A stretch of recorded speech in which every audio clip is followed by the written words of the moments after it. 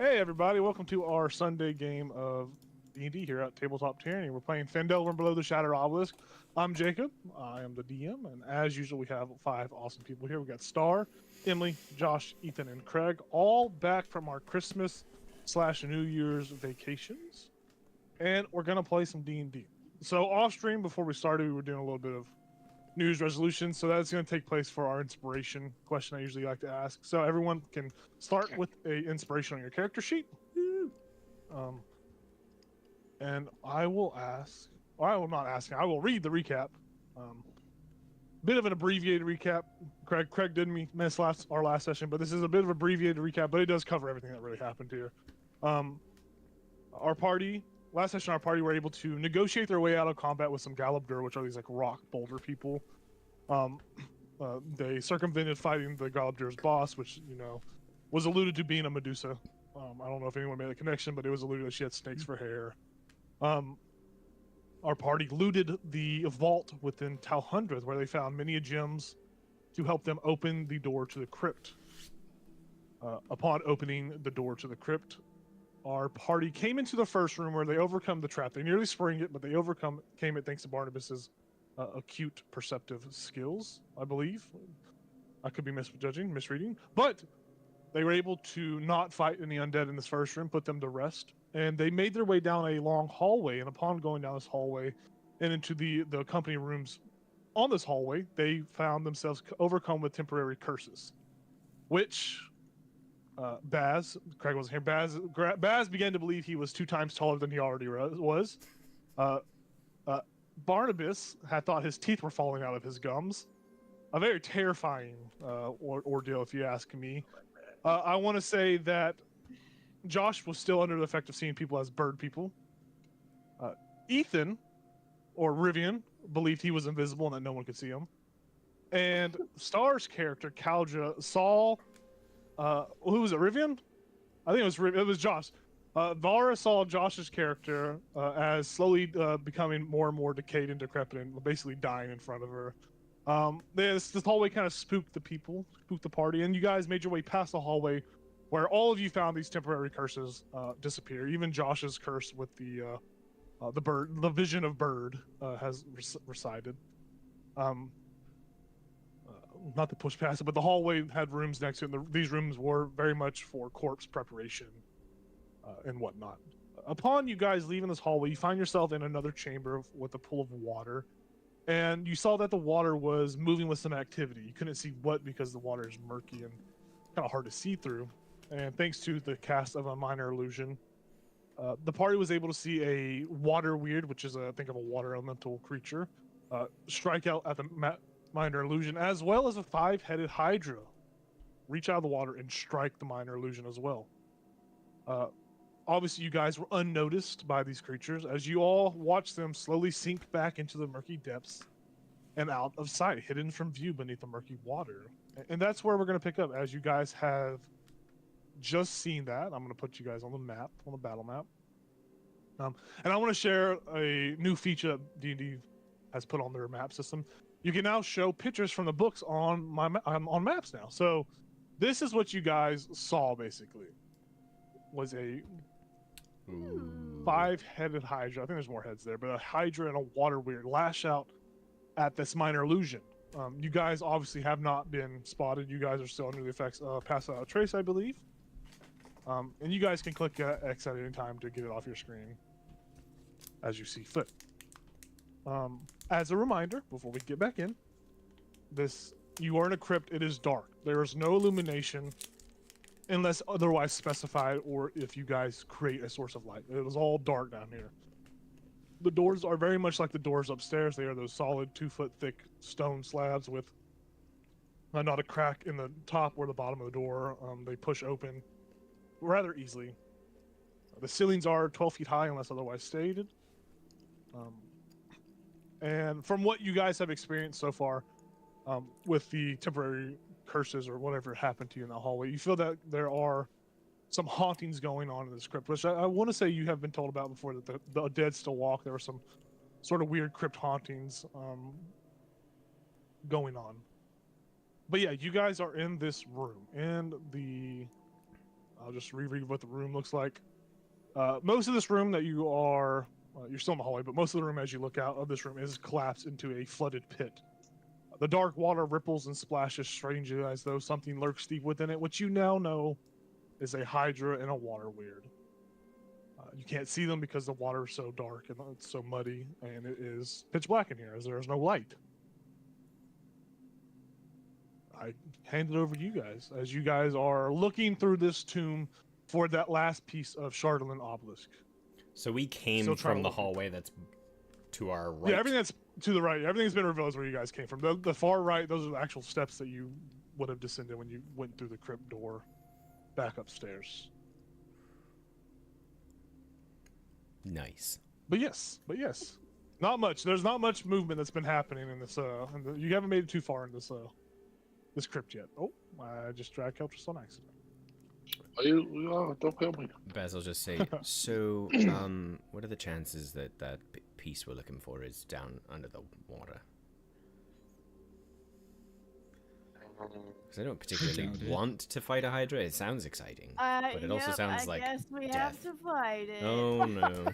Of course you would say that. I mean, look at the artwork. Look how cool the artwork looks. Right? Wouldn't you want to fight that thing? Can we just tame it and make it a pet? Each of their heads. Baz wild shapes into a smaller Hydra. So snake. Yeah. Isn't there like a cloud of snakes you can be? Just like a pile of snakes. I Yes. was like a cloud Yeah. of snakes. I feel like that is Yeah, it. it's like a swarm of snakes or something like that. Snakes. Is there any is there any way we can like see under the water without actually going in there? I don't know if I have anything like that. I mean, I could cast light on a rock and throw it in, but I feel like that would give us away a little bit, but Probably would. yeah. Question, DM. Can I look in my A through Z book? My whatever it's called, I don't even know where it is. Monsters and Me, A through Z, and do a roll to see if I know anything about at least the water weird. Yeah, Or the I hydra, mean, either one. you could do either of them. Is that really what it's called? Or I could do Water weird? Yeah, it's called a water. It's more or less. It's called a water weird. It's more or less like a large elemental. They take different shapes. Most of the time, it's like that snake shape. This one, when you saw it, obviously was imitating the Hydra's like demeanor. Gotcha. Like trying to fit in as like an extra head for it. I knew the water weird because I feel like hydras are more known, probably. Maybe not I think- about them. Just I think Hydras are kind of universally known about their you cut a head off, another or two will sprout kind of thing. I think it's like a wildly universal known thing throughout all of D&D Faerun. yeah. But for the water weird, go ahead and roll a. I think it was a nature check I was having you make, right? With it, or was it a? I think so. I can't remember. I think nature. Let's see, nature. That is it's a 16. I think it's a 16. It's these new dice that got me. Look at them. Ooh. They're so cool. Oh, the bullet dice. Oh, huh? fun. Nice. Hell Yeah. yeah, dude. They like But a little it was revolver thing you put it in and spin it in, or no? Oh my Hey, god. shoot. No, I think No. they're supposed to be like nuclear warheads because I don't know if you can see, but they have the little like symbol That's on cool. them. That's cool. Come on. But There you go. yeah, they're pretty cool. Okay, with the But, 16, Yeah. 16. Water weirds are more or less just nature spirits that protect pools of water, fountains, magical bodies of water. Just they protect magical or ceremonial waters. As far as when they're inside of water, you know it's hard. They're basically invisible when they're in water. You can't tell the difference between a water and a water weird, as it's mainly water and water. You can't discern the two. It is bound to water. You know, if it leaves the water, it would die. Cut off from its source of life, it will die. They are neutral. They have no. They pick no sides. This one obviously seems to have adorned itself to this Hydra, maybe for protection or maybe because of some other unknown reason. They are blind. They don't see. They have blind sight. As far as that, that's mainly everything you could think that this book would offer you. As far as like immunities, you probably figured that their resistance to fire damage is made of water. You figured that whatever you think water would be immune to, these things would be immune to as well. Additionally, lightning damage does not do extra damage. Lightning damage would still just be a normal damage effect. Other than that, that's all this book really has on these guys. All right, as I'm pulling it out, I'm reading this stuff out loud, the stuff that I read about it, just so quietly, but out loud, so other people can learn. Sorry, I just saw Star hold up a jar and it blew my track of mind. So I was looking down on my hand. Is that a jar of pickles? My bad. Yeah, so I'm reading it. I'm like, okay, you know, they're bound. They can't leave the water. Got blind sight. Neutral creatures. So.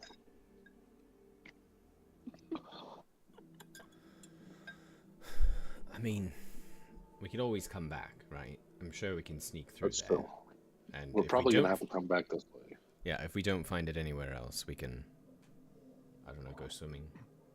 Go swimming. Yeah. I'm down with that. I don't want to swim. You don't want to? No, or how don't are know we gonna how get to? past it? I How are don't- we gonna get past it? With Where was the Hydra? In the water. Oh, They're it's both in the water. Yeah, you can't They're see them both- anymore. You see there's activity, like the water is like bubbling and They there's, are like, both you know, in kind of here. ripples. But they are Okay. beneath the surface and you cannot see them beneath the surface of the water. we have Pass Without a Right. Trace, right? Or is that You guys still Yeah. have Pass Without Trace going on. yeah? So we could just walk I don't through know how- and hope for the best. And if we have to fight it, Yeah. we have to fight it, right? Yeah. Yeah. It's the best bet right now. So if I like accidentally trip, Boro, You we won't. don't want to fight it right now. We can come back and fight it. See, if you had accidentally tripped before saying, so if I accidentally trip, we would have tried to save And we you. would think you actually. But if you yeah, actually we- trip now, I mean, you're on your own. You can fight Hopefully- the Hydra, and we will watch from afar with popcorn. We'll just skip 2 Makes turns, and then we'll join it. Yeah. okay. But Oh no, here I go. I think we should come back. I think we should circle back to it. I mean, I'm pretty sure we're gonna have to, because this is the way out, as well as the way in. Hmm. So, either way, we're probably gonna fight it. Heck yeah. When the This- minor illusion was used, where was it cast? Like right at the shoreline, or It was cast up It was here. cast over here. Yeah. Oh, yeah. and did the So like the little rock walls on the west, like northwest top, okay? like up here. Did the And illusion whenever it make was cast, because it was sound? initially it was casted and nothing happened, and then it was like casted and a sound was will happen as well. And Gotcha. you watched, you saw the water word came out first, splashed onto it, the water word disappeared, and then all the Hydra's head just pummeled it in unison. All right. Yeah, I mean, let's try to make a. Are we going up or far and up? Say we go to the first door, There we go, closest to us. hallway. Yeah. All right, let's do it. Alright, Make you guys stealth We- checks for me. we're gonna Oh, fight. I this. have to First go. roll of the new year, man. You have Come pass on, without roll trace. great, man. Yeah, I got this. Gold or purple, guys? Gold or purple? Gold. Purple. It's a gold new year. Uh-huh. You're right. Purple. So, and gold. Purple and gold. 18 with the pass without a trace. I rolled terribly. Holy. Nice. 29 with pass without trace. Yeah. Did you roll a natural Starla says she one? rolled Yeah, a how the dookie. gold do? You purple? We have The purple kind of inspiration year? star. Okay, hold 25, 24, 42. 42, Josh. All right. 0.4. I can't tell which way. to Wait, move. I was trying to do math too. 14, 24. So. Hey, Emily God, got a I'm 20 as well. I saw pretty Emily got a filthy. 20. Yeah. All right. Yeah, you guys are able to easily, with the help of Path Without Trace, navigate around this obstacle, and you are heading for the closest entryway, basically. And you see this very long tunnel. Just hold on. Let me change the size of this. Let me make it a little circle, make it a little medium. Hold on, you freaks. What the fuck? I can't see. You see a tunnel. There is a door right there. And a door right there, but this is a very long hallway that stretches and stretches before you. There, hold on, there is descriptive Keep going. text. Where, hold on, Ooh. here we go. For area P11A, the narrow corridor, this long hallway connects areas P5 and P11. Well, there we go. This is a very uniform, well mined, well constructed corridor. You see there are two doors here. There's a door about halfway and a door about 2/3 of the way. Both of them unmarked. Actually,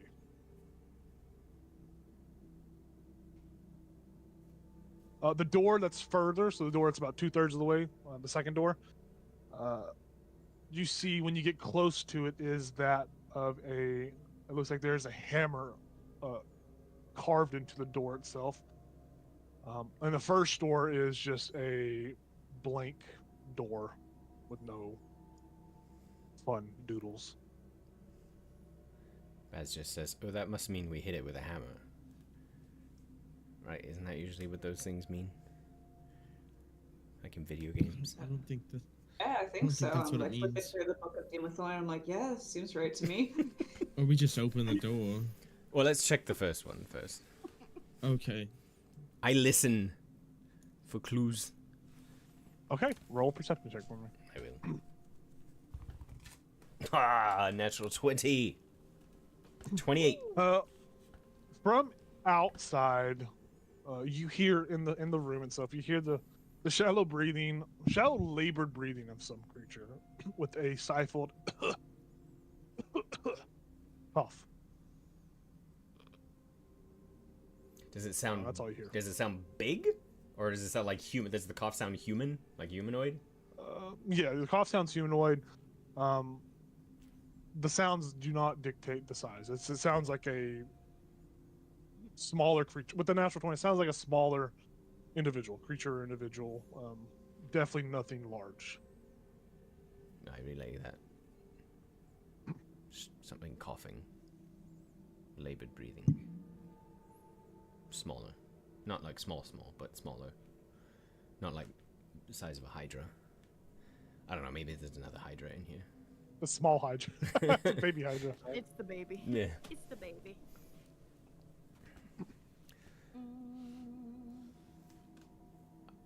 Should we just knock? We can just What? sneak in. No, I Such think a Hufflepuff thing to say. yeah, I think we could slowly open it like we do other doors. I love it. I love it. Yeah, Okay. I say we slowly open it. With Can a we listen stealth, at this right? door real quick? Yeah. You're gonna sniff the door? No. Do you want me to listen at the door? Is that what you said? I was gonna listen at this other Oh, door. okay. Yeah. Yeah, you can roll. I thought you said you're gonna sniff that door. That's why I was like, what No, the I'm fuck? not. Can I Why sniff would I this sniff door? it? It has a hammer on it. Probably gonna smell like iron. That's cocked. I'm sad though. Rivian has a door. Oh, that's fetish. okay. Comes with a long neck. No, no, no. 22. You hear nothing on the other side of this door. You smell dust and death and decay, bones probably. I mean, it's a crypt, so I would Yeah. assume so. There's nothing on the other side of the door that alludes to your perception. Baz will slowly open this door. Yeah, you push this door open, and as you do, as you push the door open, you see the walls of this room are carved with images of open books. The pages of each are filled with cramped writings. A simple sarcophagus is carved with the image of an older male dwarf holding a quill and a book. This seems to be some sort of historian's tomb from a first glance. To the east of the room is a metal lever built into the wall that stands in the upwards position. A frail gnome, gray gnome, very skinny, very elderly looking, wearing a very large orange wide-brimmed hat with a very cute orange overall sweater, very much looks like an old Indiana Jones with orange decoration, sits next to the lever as he ponders the lever. He doesn't see you guys, but he's pondering. Aw, he's cute. He has not noticed you as you open the door. He very much is looking at this this lever, and he's like scratching his chin as he coughs a little bit. And you hear him speak in a gnomish language. Does anyone speak gnomish? I do. Nope. Okay. Barnabas, you hear a very quiet. Well, if it's up, I wonder what happens when it goes down. As he scratches his head. Good question. Let me reveal the room for you guys. Baz is just like, good news. It's not a Hydra. He turns around and shoots you in the head. Yes. That's a heck of a name. River Biddle. River Biddle. It's a Rivy Biddle. Rivy Biddle. Baby biddle. He's looking at this lever. So Yeah, he's like, yeah. he's really close. That's not east. That's where he's at though. That's where the lever's at on the map. He's there. He doesn't see. He's very old, very blind. You figure, but yeah, Barney will like whisper to the rest of you like, he's gonna put the lever down. I'm just gonna watch and see what happens. Yeah, if a curse or something happens, let's just let it target him. That's all I'm trying to say. Baz is just like, what are the chances he's been in there for like 50 years pondering this though? you see him slowly start to reach forward towards the handle as you guys are talking. Oh. He grips it. Oh no. He struggles. Lets go of it. And just sighs. You see, he seems to be too weak to pull the lever. Aw. And you all feel Oh, really ribbon bad biddle. upon seeing this happen. Yeah, all five of us are like, aw. Oh, poor guy. Poor thing. Okay. He wanders back over to the sarcophagus. You should have did mage hand while he was doing it. I was gonna say I was gonna do that. Like after he like tugs and fails, I'm just gonna like use mage hand to like yank it down.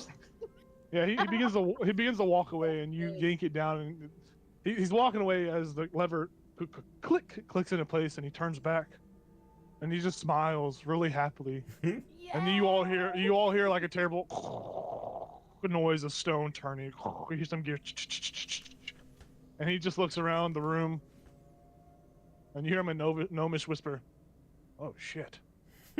Oh my goodness. Can I step in the wind and take him out?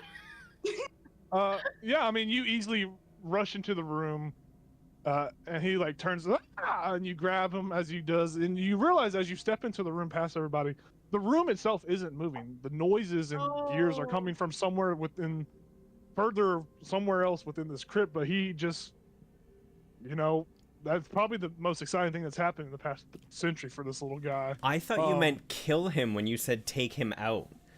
No, I was like, take him wait, out of why the are you going in there and killing him? Braces. Oh! What did I miss? I thought something was gonna squish him. Right. I would have been so sad, guys. Meanwhile, Var's holding this little gnome. He's like, ah! He's just screaming as a stranger has. I'll put him down. I'll put him down. His hat falls off. He picks his hat off, puts it back on his head. His little balding head. And he just looks at you. Listen to him. And he just whispers some language you don't understand. Oh no. Barnabas, you hear him say, "Hello, stranger." And I'm just gonna badly be like, I'm sorry. I thought you were gonna get squished. I'll He just smiles translate. at you and shakes his head. And then you translate for him. Oh, He kind of tries to peek behind Vara. Probably sees Baz's large body. He's like, "Holy shit!" He backs up a little bit into this room. As Barnabas shovels forward, Barnabas, he sees you acting as a translator, and he begins to speak in Common. It takes him a moment. His Common's kind of like broken, like he hasn't spoken Common in a while. But he's got like a little bit of a gnomish accent to it. So for all of you others that don't speak gnomish, it's a little bit higher pitch and a little annoying, but you can understand him when he talks. I'm not personally going to do that voice, but sorry, but you have to. You're the DM. Come Yeah, on. requirement. First team back. hello everybody. How's it going? My name is Riddle. It's a pleasure to meet you all. What is he saying? He That just says that was a comment. yes. Yeah, that was his comment. Oh, that was coming. Sorry, I missed that part.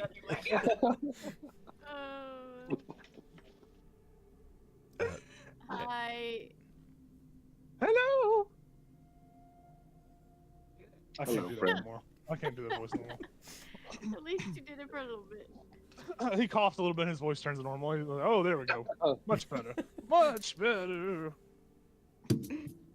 Come into my room. Not really my room, but this room that I have taken over. Where I camp. I'm afraid of the monsters. There's a hydra out there. I don't know if you saw it or not, but there's a hydra out there.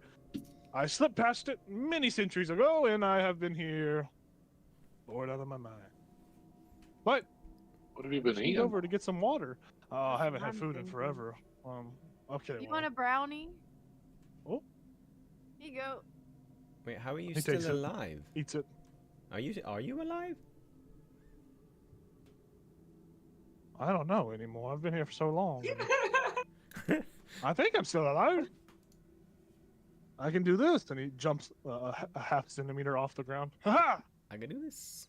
This is canon that gnomes just have extremely slow metabolisms. No. He says, well, I seek to, or I am more or less this, I've been here a while, so I know a bit. I can act as an exposition giver for you all, if you so desire exposition. I have questions about this place. How many? Yeah, that'd be great. How many times? I have a question. How many times did you try to pull that lever in the last 200 years? Well, every year I work Oh. up the courage to try. So Just it's been about 200, Yeah. and today I finally succeeded. They say if you don't quit after your 100, if you quit on your 200th try, you've never really tried. I didn't quit, and it worked. So it seems there must be truth in that saying. Well, congratulations. Yes, I don't know what it did though, so don't ask me about that. Well, But it did make a noise, so maybe it's just a little fun noisemaker. That was my next question, but I guess we won't ask it. So nothing visually happened in this room when he pulled that? No. Okay. As far as it was mainly just a loud noise and the turning of. Well, it's not like stone grinding on stone and the gears turning. Okay. There was no like shaking to the tomb or anything like that. It was more or less just an audible sound. Have you been beyond to any other rooms in this hallway, or have you just been in here, this one room? Oh, that's an excellent question, young man. That's an excellent question. Let me repeat my soundtrack real quick, and I will answer your question.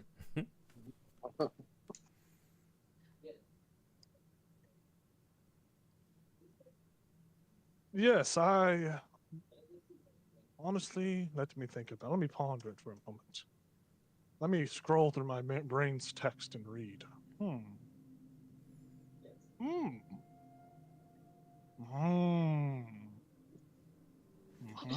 Baz is Yeah, gonna, I've pretty much just been in this room this whole time.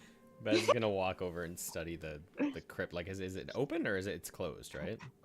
The sarcophagus is closed. Yeah. But it has a carving of a older male dwarf holding a quill and a book. Oh, that's right. Around yeah. the room itself, though, there are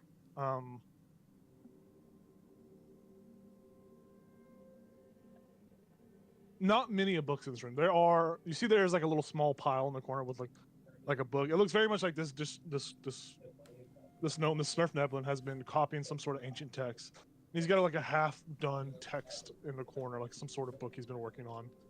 But as far as this room, it's mainly just pots with cobwebs, the sarcophagus that's still closed, rubble here and there, and the lever.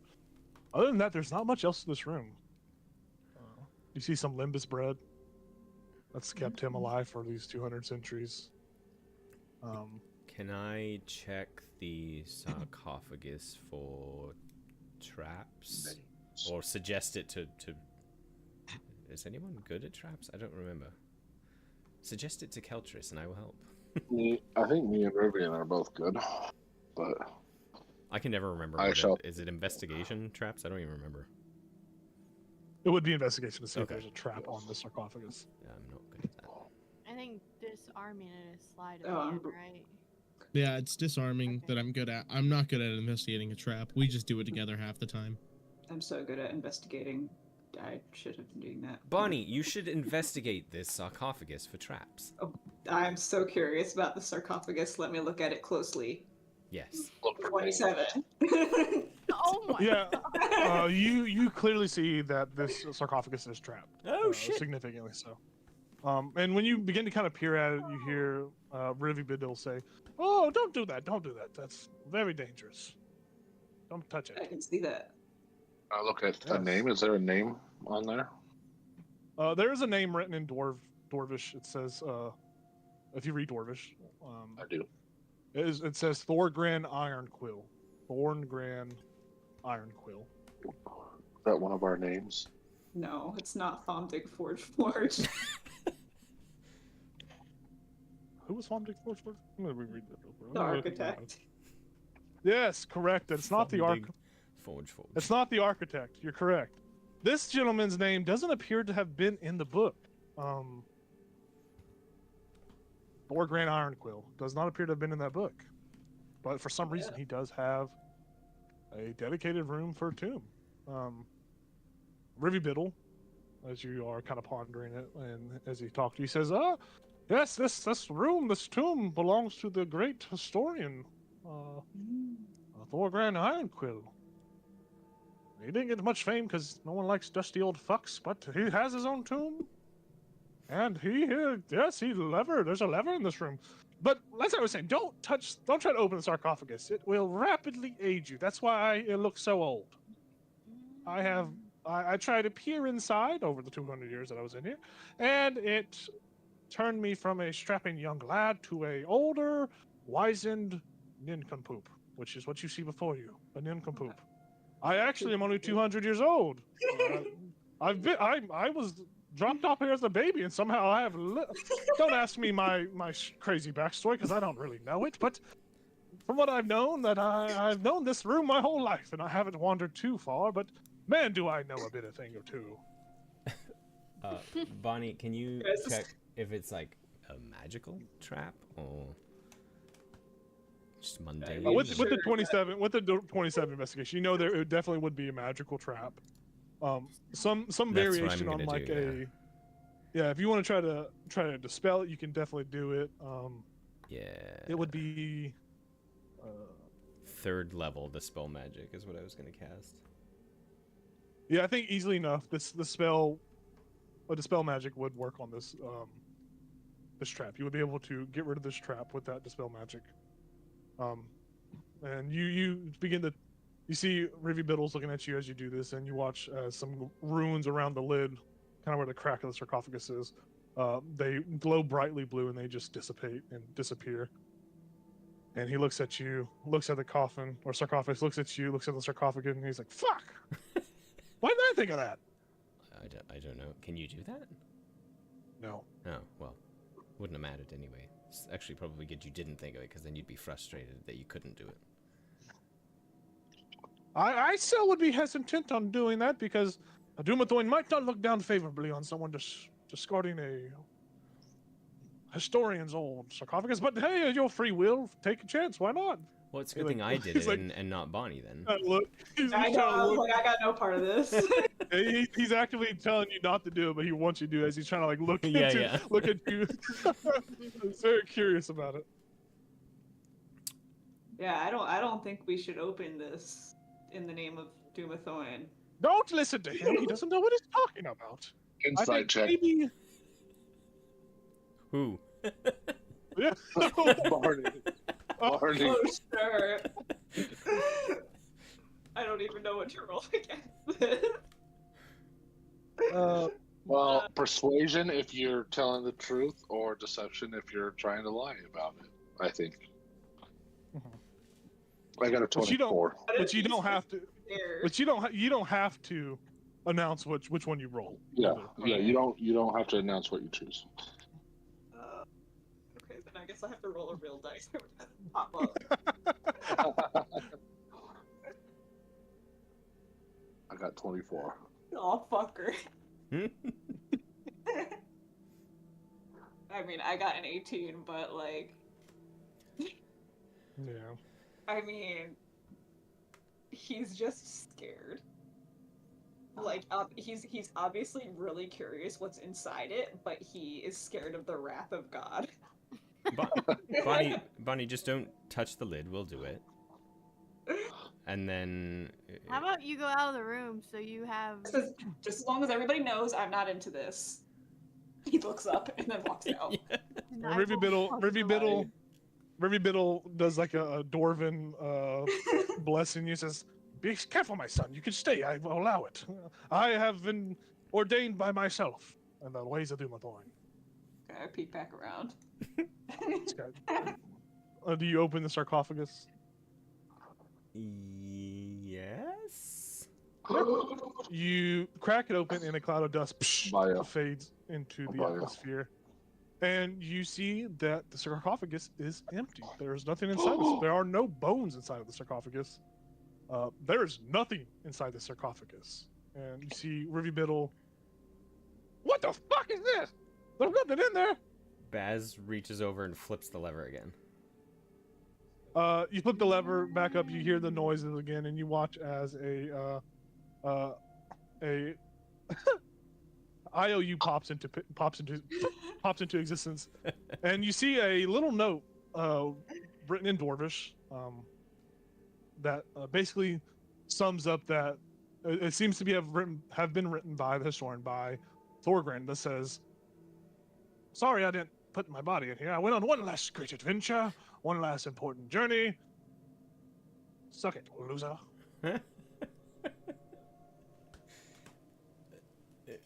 Baz is like, what does he want us to suck? I don't know what that means. Give me the letter. It means his genital areas. Suck his genitals. That's weird. Well, That's we the don't weirdest talk way about to say that. it. He's not in here. How do we do that? Wait, why do we? It's just a term people. I don't say. want to. It's just a term. It's Very just a term- weird It's instructions. just a term people say. Oh, it's just very weird instructions. You know, suck it, loser. What did I lose? Guys, this room is bumming me out. I saw a chubby kid yell, "Suck my fat one time." I didn't know how to feel about it. So Oh, I love that. Wait, did the lever actually put the note in there, or? Yeah, sure. You go to and I'll say you basically just pull the lever back down because Yeah. it might be important for some other kind of That's what mechanic I was in gonna the do. script. Yeah. And you hear the noise as well, and I'll say the IOU pops out of existence from your hand as well. Now you know what the lever does. Well, shit! My life's been a joke. I got Uh, old because of that bullshit. What are you Well- working on in the corner over there?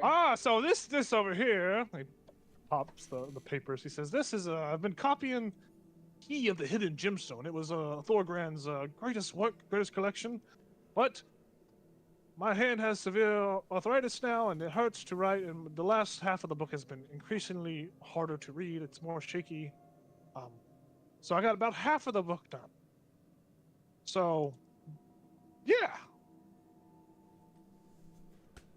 You said he's copying the book. Is there like another masterwork around?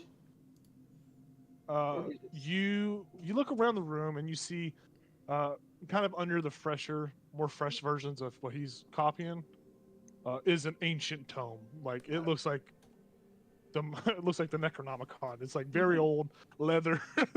Maybe it's made of dwarf skin. Who knows? But a very ancient book beneath it that looks rather dusty, rather old, and something that Barnabas probably would like to have. And he's like patting it. Yeah, this baby here is my life's work. Without this book, I will die of depression and sadness. Oh, it's only been me and this book. It'd be a shame if someone took it from me. That's why I'm making copies, so I can give them to the world. Well, I guess I could give you half the copy. I could give you half of the copy that I've been working on, and I can restart anew. I've been learning to write with my toes. I say it's a bit of a process, but sometimes you have to adapt if you want to give knowledge. And I adapt. Oh, baby, do I adapt. My goodness. So what brings you guys down here? We're searching for an object, actually. Ah! We're curious if it might be with the Hydra, so we're searching every other room first. Have you seen any cool rocks? We have one. Black.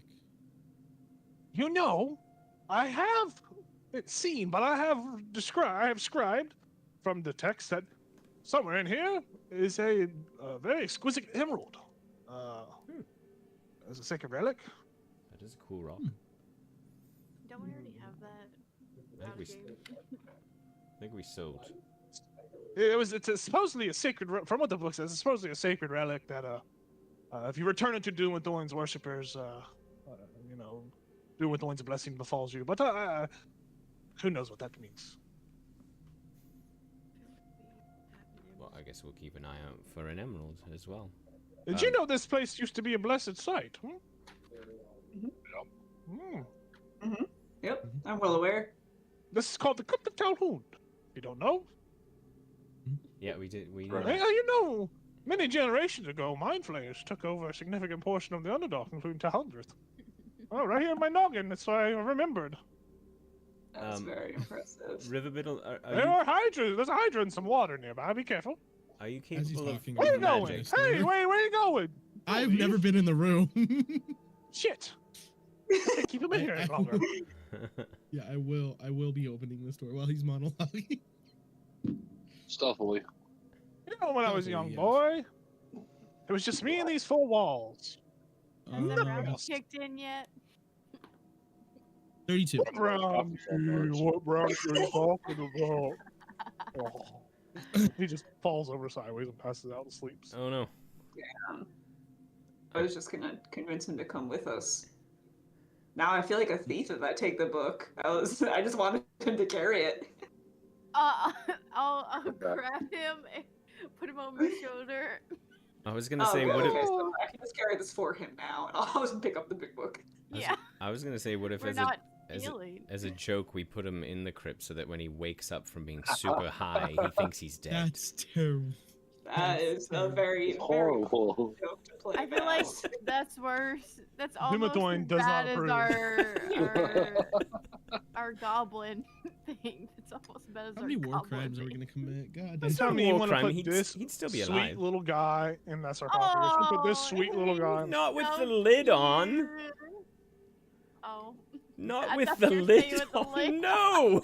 I was like, Um, oh. As you guys are having this side conversation, Rivian, when you're in the hallway, you're still looking at that door.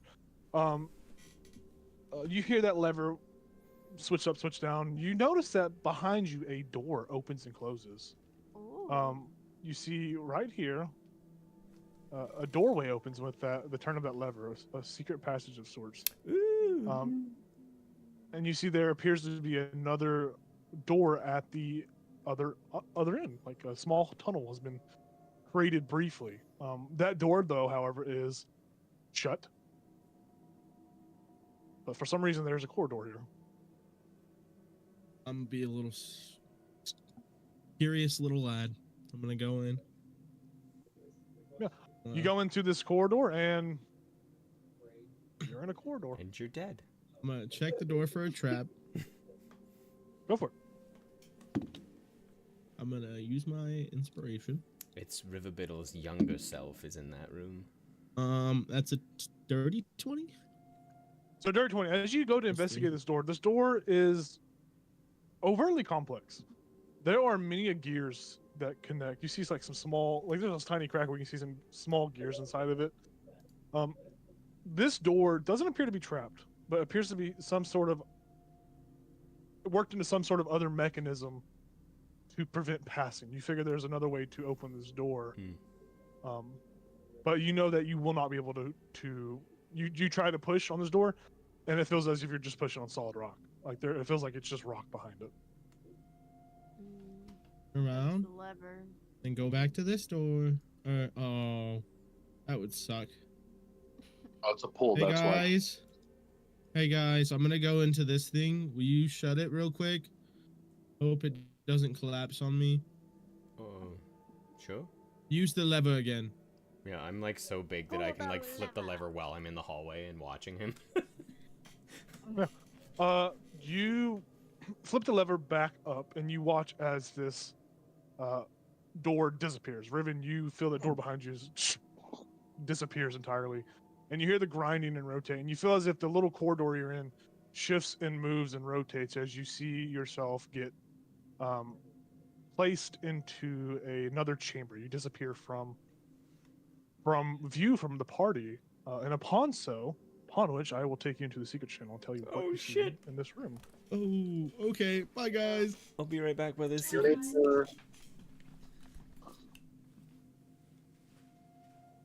Well. Hello. Wow. Hello. Hi. I'm gonna check this crypt. Maybe there's like a secret hidden thing underneath for the sarcophagus. Careful not to trigger the trap. Oh yeah, I thought you disarmed the trap. I didn't disarm it. I just like identified it. Yeah. Oh wait, Oh. no. Oh, did, no, no, I'm so no, sorry. yeah. No, I'm done. Craig. Yes, it Yeah. Craig did dispel it. Craig dispelled Yeah. it. Yeah. Oh man. Sorry. False alarm. Oh, it scared me. Oh, Josh, did Ethan Hello. or Julia tell you? About this? Yeah. Yeah. I saw it on Facebook. Congratulations. Thanks. So how is his proposal? Now that he's in the other room. How was it? Now that he's Yeah, in how the Secrets was it? channel, let's have our own Secrets channel dish. Let's have girl I talk. could tell he was nervous for sure. He was like, we were hiking, so we went and hiked one way, and then we were on our way back, and he's like, where's that spot we took the picture? I can't find it. And I was like, I think we passed it.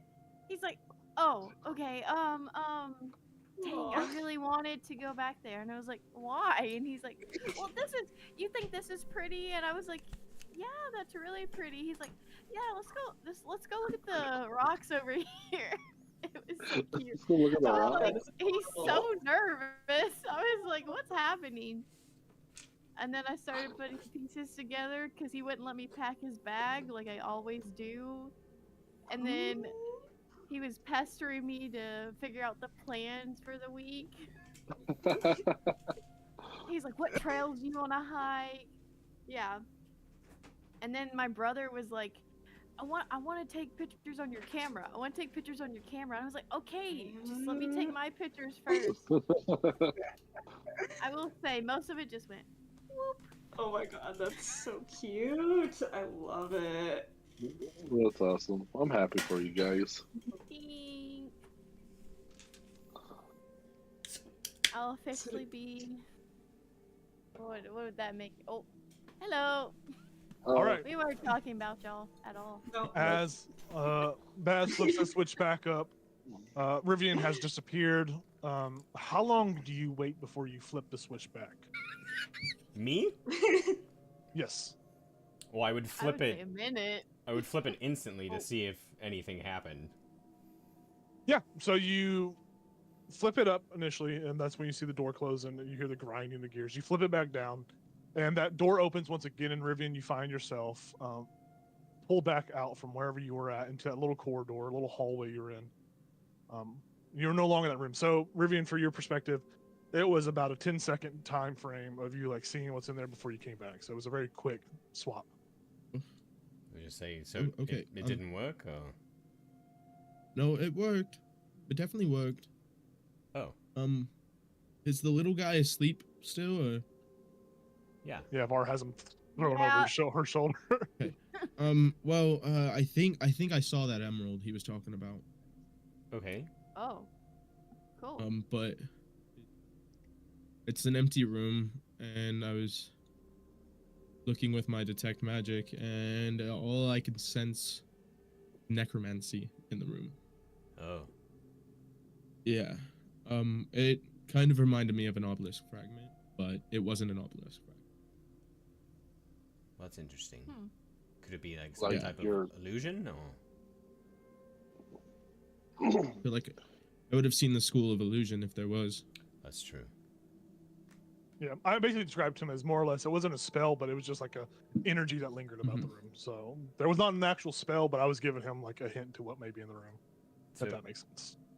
but you saw the emerald. Was it like Mhm. on a pedestal And- or on the floor, or what was it doing? It was on a pedestal in the middle of the room. There were also 3 other entrances. Or 2 other What? entrances, excluding the one I was in. Oh, interesting. And should we all go in there, or is the whole necromancy thing like a don't go in there?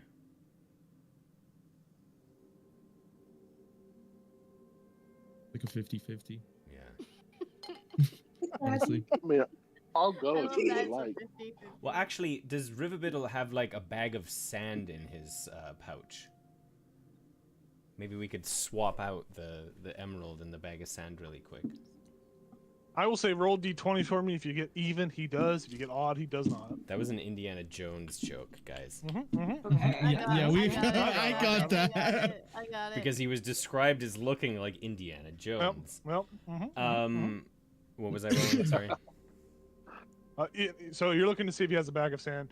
If you roll an even number on a d20, he does. If you roll odd, he does not. I rolled a 14. So he does have a small little bag of sand Interesting. that is labeled that says Man, sandbag. Exact weight of emerald. Yes. No, it's not that big. Yeah. No. Yeah, how big is the emerald? Rivian is about 10 foot in diameter. That's big. Oh, good. Oh shit. it We're was gonna pretty need more fucking sand huge. than that. That could They have like, another bag of sand. I mean, that could fit me at this size. Oh. What if there's something like dead inside of it, or something like dormant inside of it? Maybe it's a sarcophagus. Like you sense necromancy, maybe there's like Maybe. Ooh, that's a good Not a question. bad shout. a Yeah, that is necromancer not a inside bad of it. thought. So it's not just like easily lifted up and carry it out of the room, then probably. Well, you know, maybe. Well, that's true. We do Calm have down, little 3 man. very strong characters in our group. I mean, listen, the disc can hold about 500 pounds. Which is And I can levitate about 500 pounds. So, oh man. Yeah, I don't know. We didn't come here for an emerald, right? But oh, maybe. But we came here to clear out the undead also, didn't we? But Or no? doesn't our friend Barnabas want to be blessed by Dumathoin? I do want to be blessed, but I'm also really curious about this emerald. Yeah. You can, because you're supposed to, what do you say? You can give it to his people or something. You can mhm. be blessed. That's what he said. Emily doesn't He remember. Riv- did indeed Rivet- say that. Rivet beat. I can't. Rivet remember Bimble. his name. Rivibiddle. Rivy Biddle. There we go. Could the Rivy Biddle did say that. is there a chance the obelisk fragment could be inside of the emerald? That would suck. Yeah. I mean, maybe, but I don't know. We can come back to this. We always can come back to this. Man, we say that we're- about everything. I know. Well, I'm pretty sure we're gonna come back for a giant emerald. Yeah. Yeah, I mean, and the Hydra, obviously, because that's our way out. I'm curious Sorry, Yeah, about I might the... have- What? Sorry. Do you mind if I just take a few minutes to thumb through this book, Key of the Hidden Gemstone, which I feel might be related to the Hidden Gemstone? No, no, You- no. Don't use logic. You can Don't use fiddle through logic. that book. I will thumb through it. What is it written in? Dwarvish. Probably. Yeah, it's written in Dwarvish. The old book is written in Dwarvish. The new half-copied one is written in Gnomish. Maybe have Keltris help you. You guys can. Comes as fast. Yeah. Yep. Okay. Set the book on top of the sarcophagus. What pages are it? As you do so, how long do you guys spend reading this book? I will say, man, Is there an index? Yeah, I'm gonna say I'm not actually reading it. I'm like going to the index and look like emerald, emerald, like flipping Okay, to okay. it, and like I will say this: you guys both make both you can make a D20 roll, no modifier, basically to ascertain information. Basically, so it's just a D20 roll. This is basically the higher you get, the more information you kind of find. 16. I got an 8. An 8. I got half. Yeah. So Barnabas, you are able to find out there's some stuff about this emerald.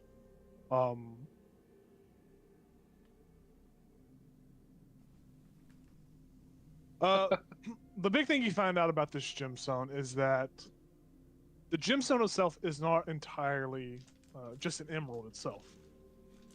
This emerald was the room that the emerald's housed in, basically this chamber that it's in, was a room where all the Doom at the Winds clerics, all of the Talhund would come and they would voice confession. Basically, they would tell their sins to the stone, and the stone would act as a cell or a holding prism for this negative energy. Oh shit. The stone itself has high religious importance. It's vastly, profitable. It's a very expensive. It's probably worth a nice penny or two, but there is a more significant. It held all of these clerics' confessions, sins, and there is some text about the amount of negativity stored within it did take shape, did become real. So only the strongest of faith could actually come into this room, confess without being overtaken or corrupted by the just pure sin within the emerald. Wow. And there are many things that say that the emerald would put out, but the most prolific and most predominant forms that were put out would be 3 wraiths of sin would come out in an attempt to overtake the cleric and kill them, basically.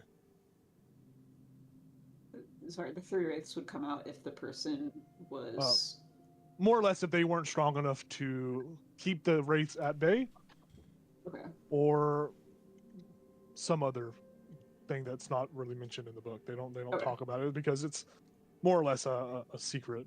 I mean, it's a very secret room, very secret emerald. Cool. So, yeah. I will relay that to the group. And then, so Rivian, I think you were feeling the sins of all of the Talhund when you were in there. Oh, lovely. A lot of bad vibes. Yeah, I could tell. It didn't seem pretty. It kind of doesn't sound like we need that emerald after all. I mean, maybe we do. Maybe maybe the obelisk fragments inside of it, and that's powering it. But I don't. Yeah. I don't know that we need to go in there, right? Yeah, I mean, I also feel like I if we know tried, that. what? I know that I am strong of faith, but I just don't know if Doom of Thorn knows yet. Right, So right. I feel like it'd be risky. I also feel like if we tried to move it to return it, like what if it breaks and like all of these, it's like, is that a thing? All of the sins would come out and like be released on the world. Like, I don't like that.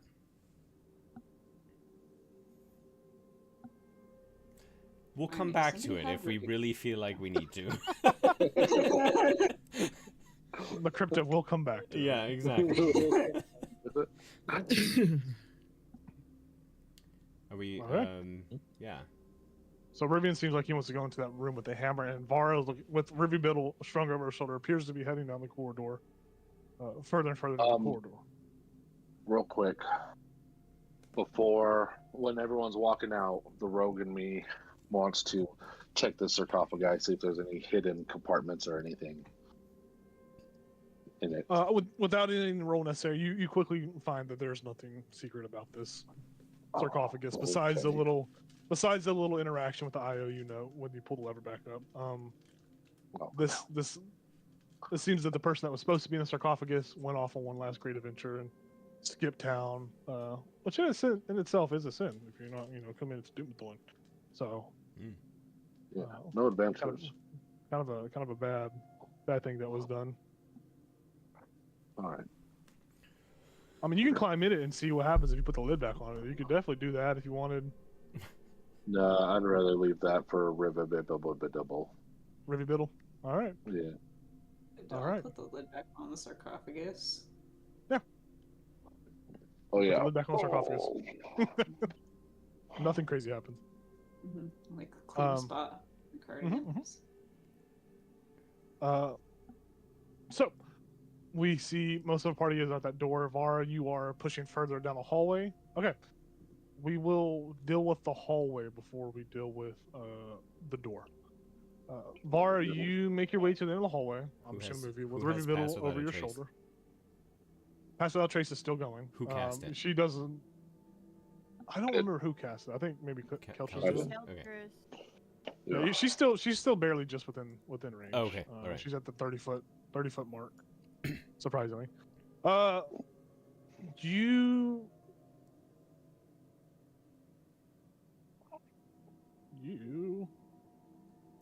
see before you a room that opens up, a larger chamber. And as you get close to this room, you begin to hear a slow muttering in Dwarvish. That it's in Dwarvish, so you don't understand it, but you hear like a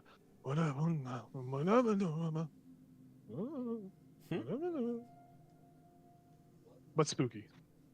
As it whispers that. Something whispers in your ear and something in Dwarvish that you do not understand. The room itself, though, the room is a little bit larger. The east wall is just bare stone, like it's just a large, massive stone wall. You see there are carvings of dwarves battling giants, orcs, and other enemies adorn the rest of these walls.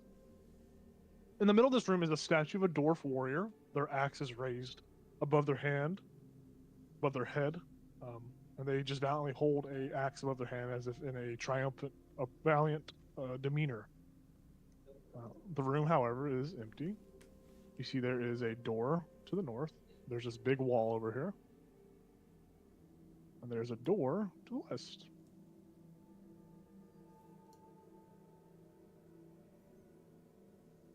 Cool.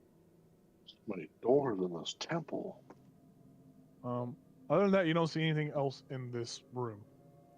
That's what you see. Rivian, we come over to Rivian. Rivian, you open this door, I assume. And you open this door, and there are images of the Temple of Talhundreth adorning the wall of this crypt. There are, beautiful, vast images.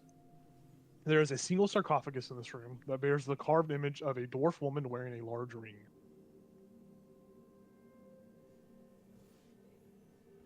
There is nothing else in this room that dictates anything else of interest. This was the commander, or whoever it was. I found another sarcophagus.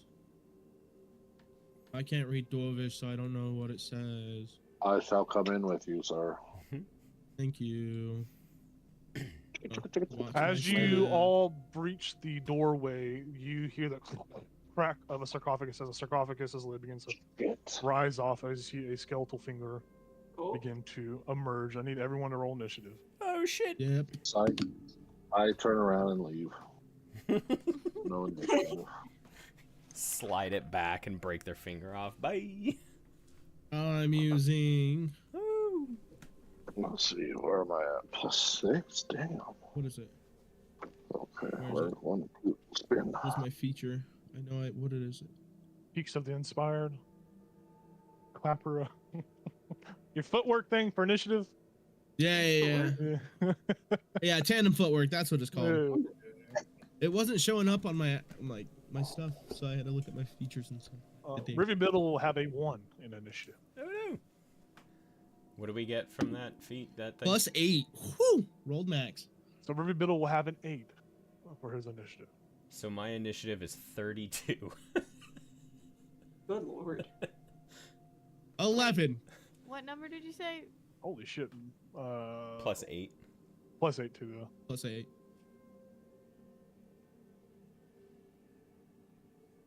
Got a 31. 31. Dang. Goodness. Barnes, what'd you get? 21. 21. Star? Vara? 23. 23. Riven Biddle has an 8. Baz has a 32. All right. You don't know when this creature goes, but you see, Baz, you see this crypt lid. And you see, we'll say that you're kind of closer up and you can kind of peer over everybody. We'll say like right there. Yeah. And you see the fingers begin to kind of slowly try to begin to pull the the sarcophagus lid off. I don't know. Like, do we feel threatened by this thing yet? I mean, there shouldn't be undead in here. Like, we know that much already. Yeah. All right.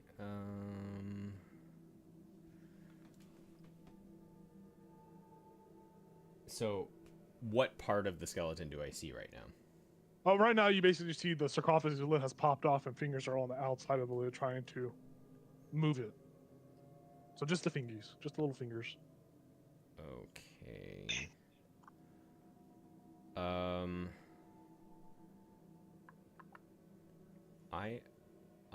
I'm going to.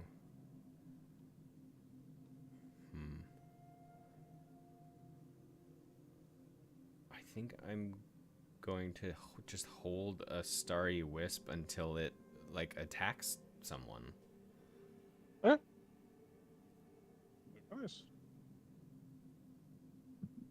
Alrighty. Keltris. What are you doing?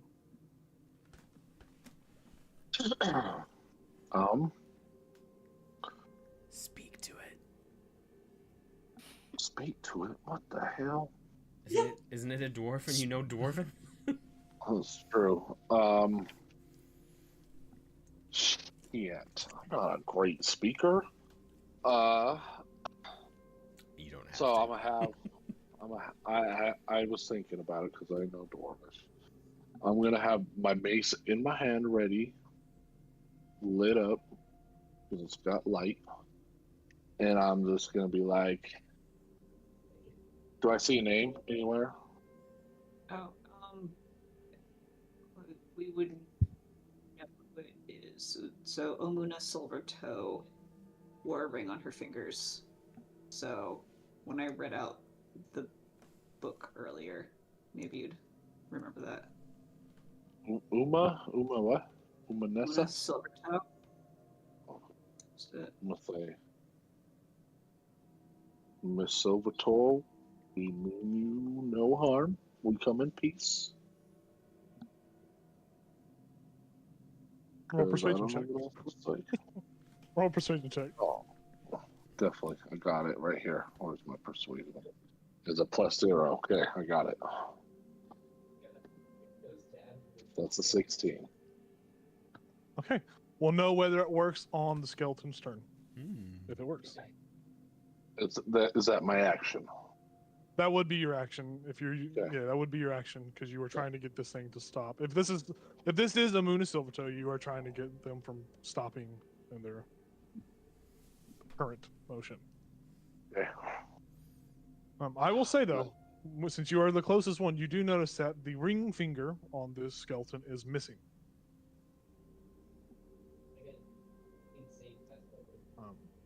Do you get any closer? Do you go back or stay where you're at? I'm gonna stay right here, ready to Okay. hit with my undead killing mace. Vara, you see behind you, probably not. You don't know if they're. You see Baz is writing some sort of spell. It seems that there seems to be some sort of threat from behind, or in that room they just went in. You don't know exactly what. Rivy Biddle farts in your ear. You hear him as you have him strapped over your shoulder. What are you doing? I'm gonna put him down and be like, dang. Y'all good over there? I'm not sure yet. Skeleton coming out of sarcophagus. Okay, here I come.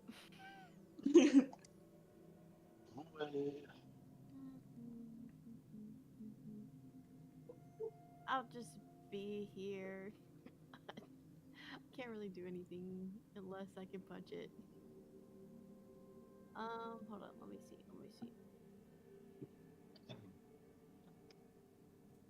Yep. Unless you want me to cast light. So. I'm here, I'm ready.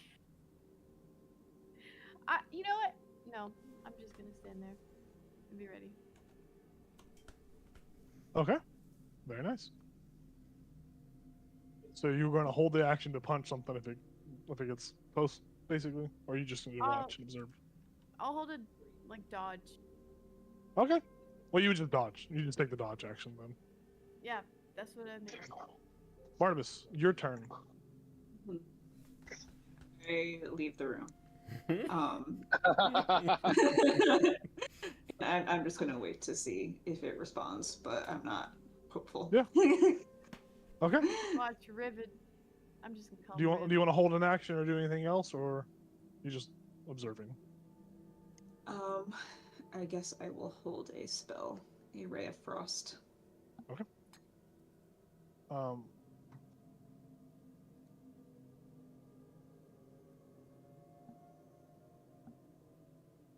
Yeah.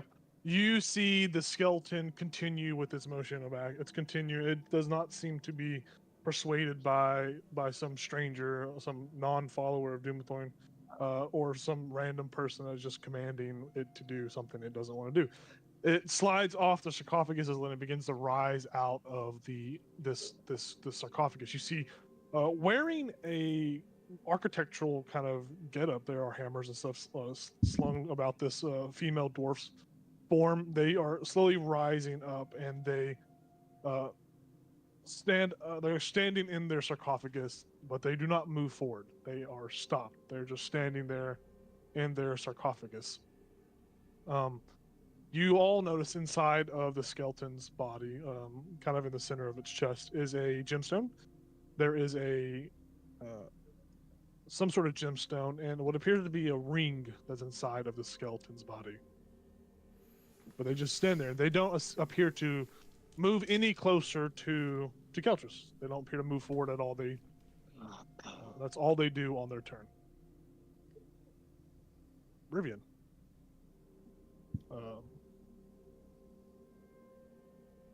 Actually, before we get to Rivian, Barnabas, Baz, would you take that as a... how would your hold actions work in this? I said only if the skeleton attacks. Attacks. Barnabas, Yeah. okay. I just wanted to make sure, because I don't know how your character would be feeling in this moment if they think that's an attack or something. She just seems to be aura farming at the moment. Yeah. But Rivian, you see this skeletal dwarf just standing, looking in all y'all's direction. What's happening? What am I supposed to do? We know about her ring, right? I mean, it's written in the chat, so Yeah. The ring? I think Chat, clip that. Baz would just say, I mean, is it worth it for the ring? Does the gemstone look? Can we tell what kind of gemstone it is from this distance? It looks just like a whatever beautiful gemstone you want to imagine. Oh, okay. It doesn't look anything like luxurious. It looks like maybe it's probably worth 100 gold at most. Yeah. Obelisk fragment. Yes. Does not look like it. It looks very much like a gemstone. So, like, outside a game, when we learned about the architect, the general, and the founder, is that all we learned, or is there, like, are we supposed to do something with these bodies? You more or less learn just about who they were and what items they were known for having. As far as your goal is mainly just to find the obelisk fragment in this crypt. Yeah. Barnabas, I think, has read that, if you put the crypts to rest, the hauntings within the crypt to rest, that Doomithorn would bless you. That's right. So Yeah. I would say to Bonnie, is this a, like, do we need to get rid of this one? Doomithorian is not really into undead, but he's also not into defiling the bodies of his followers. So I think our goal here is to not destroy the skeleton, but to also make it not undead anymore. I will say, Rivian, you can make a free perception check for me, since it's your turn. That's 17. Do you realize that this thing only animated once you guys cross the threshold of the door? You look back and see there are some runes that are engraved into the actual stonework that have a very faint gray glow to them. So it's kind of like, it's very hard to kind of discern. I think we just need to leave the room.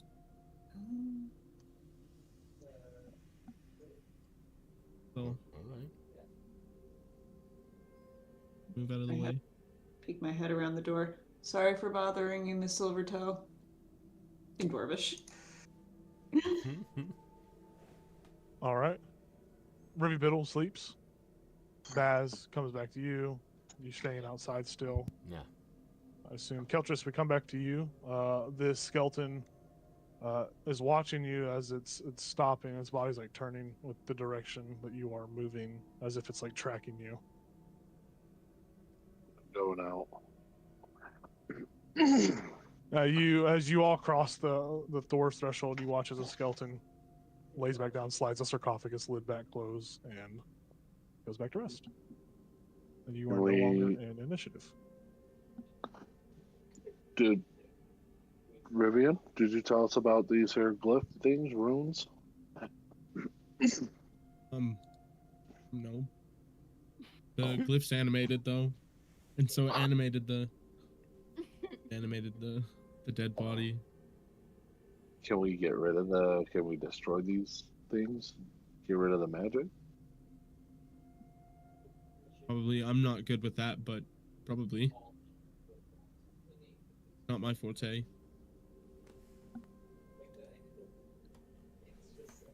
What, Bonnie? How would Doomithorn feel about us, disarming these glyphs? I think he'd be into it. He'll flipped through his book and start reading out, keep the places of our dead inviolate and well tended. The noble ancestors of our race will neither be robbed nor moved through the actions of thieves and defilers. So yeah, I think that'd be a no-go. Alright. I mean, that's fine with me. I wouldn't want the ring anyway. It sounds like something be more fitting for you anyway, so. Yeah, you can tell he wants the rings. Yeah, so right. A spellcaster could use The to break ring. through The ring calls out to you. Mhm. He wants it. Come for me. Do you want me? I'll go in there and steal it so quick and run back out. I will say you guys do remember earlier when you first entered that you did dispel magic on that initial trap. There were at the very first room there were 4 undead in those sarcophaguses, and you didn't trigger the track, and you were able to dispel the magic. And you watched as those undead that were in those coffins kind of turn to stone and be put to rest in a sense. You could assume that. I mean, this is a prolific figure for Doomethorn, right? This was like the architect of this tomb. You could make a religion check, Barnabas, at advantage to discern whether or not to advise you in these future ongoings. A 13 with advantage. Yes. With advantage, I got 13 both Damn, times. you rolled 13 twice. You figure that this is a significant figure in the Doomethorn's part of this tomb, and you figure that any kind of disturbance with this figure would cause some sort of punishment from Doomethorn. And you figure the first room you came through, that was more or less to keep grave robbers at bay, and that didn't have as much significance to the religious aspect of this crypt. Makes sense. I guess we're moving on, right?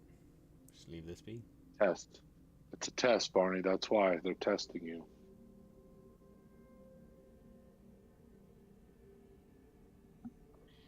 All right. You guys all move to this chamber that Var was at. You guys pick Rivy Biddle back up, I assume? Or you just leave him on the ground? I don't know how to do it. That's fine. I can detach him.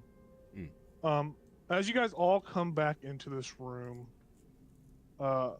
you see on the floor in the middle of the room is the ghostly image of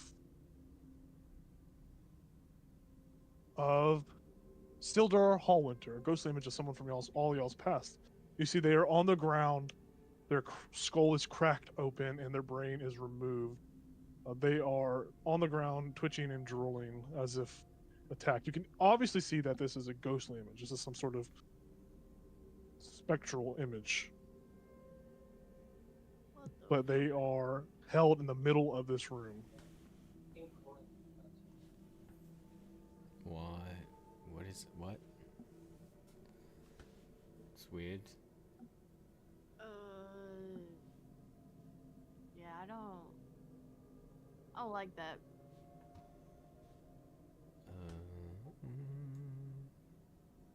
I'll look around. Is there glyphs on the ground? Make an investigation or perception check. Do investigation. That's a 15. Yeah, you see glyphs that are carved into the ground itself. Stonework. Okay. There's glyphs on the ground, guys. I don't want to cross it. I'm scared now. Like, where exactly are they? Right at the threshold of entering the room, so right there, where Right you're at. there. So I don't know Bar. a lot about magic. If I just hopped over it, does that trigger it? You can find out. Oh, it's like one of the garage door things, the little light that goes across. You just jump over it, doesn't trigger it. So the figure of Sildar was already there before we even crossed the threshold? Yep. Okay. It wasn't there earlier when I checked. It wasn't. Var, you remember earlier having some sort of dwarvish whisper in your ear. Oh. There seems to be some different effect now that the rest of the party is. Wait. So, I came here earlier. There wasn't that on the ground. But I did hear some creepy-ass whispers in a language I don't know. Oh. Did the whispers reach into your brain and get the image of Sildar? Take this from Don't say you. that. Well, I don't Don't know. say that. I have a theory. I'm going to cross it. Just barely. Oh. You cross the barrier and nothing appears to happen. Okay, hold The on. glyphs do glow though as you cross over them. I'm gonna walk this way. Wait for something to happen. Just Okay. wait a couple seconds, and then we'll go back. You still see Sildar's in the middle of the room. Oh, His head damn it. busted Okay. open. His brain is missing. Go touch Maybe this it. is just maybe this is just another way to deter us, get into our mind, scare us off. Is there a rock Couches- nearby? There is a large statue in the middle of the room. The statue of a warrior a dwarven warrior with an axe raised above their head. I don't know these glyphs, do I? No, this is just ancient. Okay. It looks very similar to the other glyphs that you guys have already kind of previously seen. As far as like the nature of them, there's no like mechanical. Like there is a mechanical aspect to these glyphs and all that, but there's no like these glyphs do this, these glyphs do that. I'm just narratively like doing these glyphs for the mechanics that are Got you. set in place. I will say, Kelchus, you are in the room, and you can see above that door to the west of you is some writing in Dwarvish. What's this say? It reads out, "The Valiant Dead, 14 and 10." The valiant dead, 14 toes. Yes. Yes. And they stand on business. Wait, why? Okay. Okay.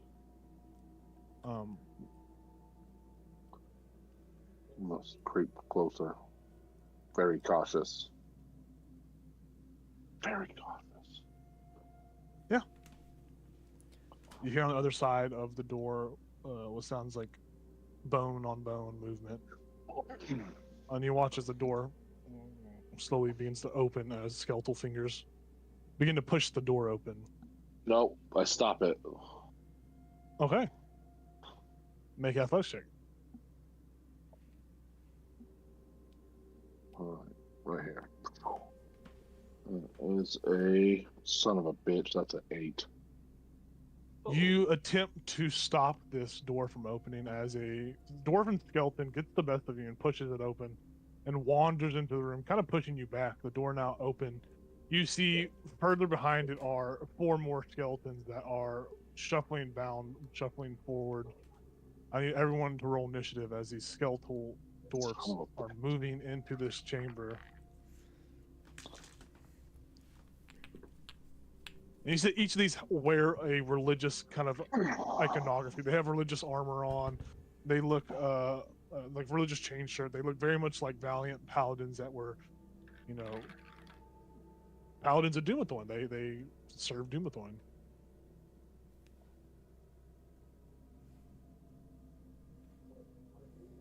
I'll put some good music on, so it's not so One. depressing.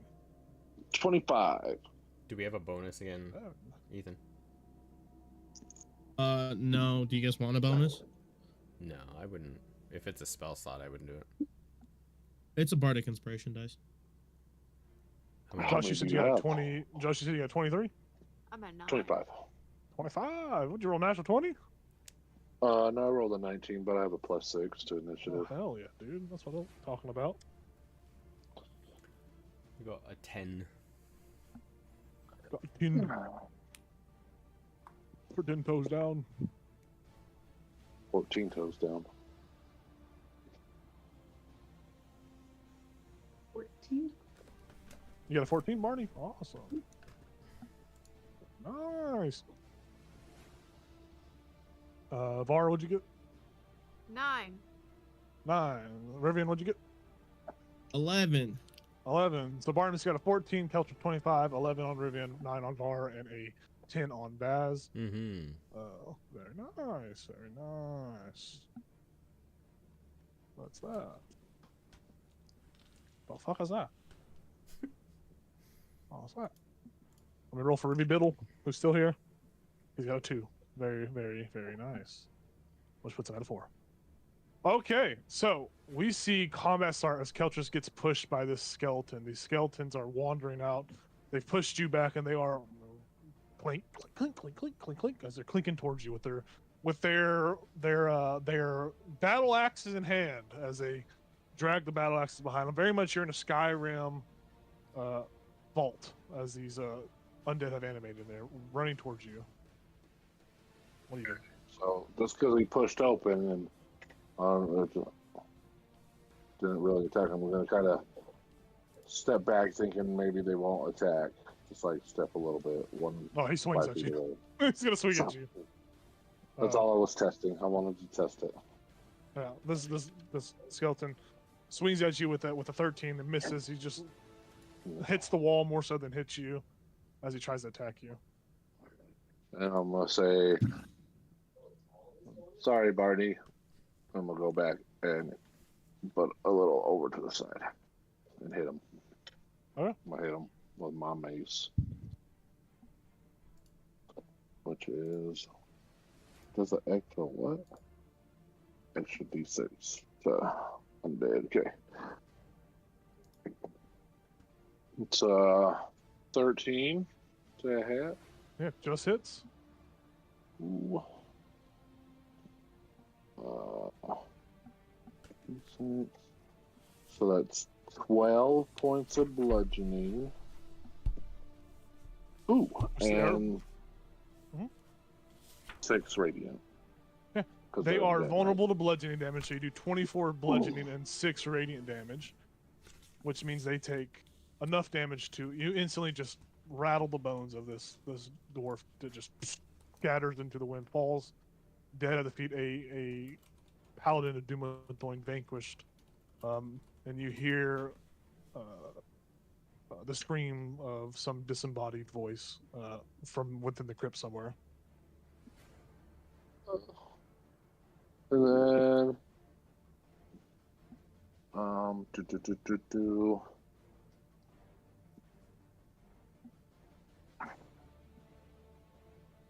gonna step back. I'm not gonna take my other attack Okay. just because I feel like having them out in the open, spread out, is better. Okay. With that, we'll move over to the next skeleton. One of these other skeletons lumbers forward. And they are going to just shamble their way towards you. If I could grab the skeleton. It shambles its way towards you, and it is going to swing its battle axe at you. For a natural 20.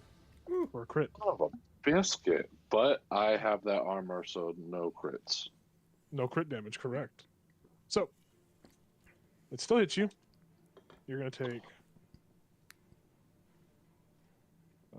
and we'll say it slashed at you with 2 hands. 2-handed attack on you. With this battle axe. You take 8 points of slashing damage as it cuts across your flesh. And we move to Barnabas. Barnabas, you see Keltris. You hear the bones of a dwarf skeleton being rattled, and you see Keltris running away from a skeleton that swings at him and hits him on his leg. Okay. I will run out, and he's going to put his hands up with his holy symbol. My good Talhund, we are just here to purify this crypt of the bad voodoo that is mocking the creation of Moradine. Please return to your rest. That's what he's doing. Okay. Roll a d4 for me.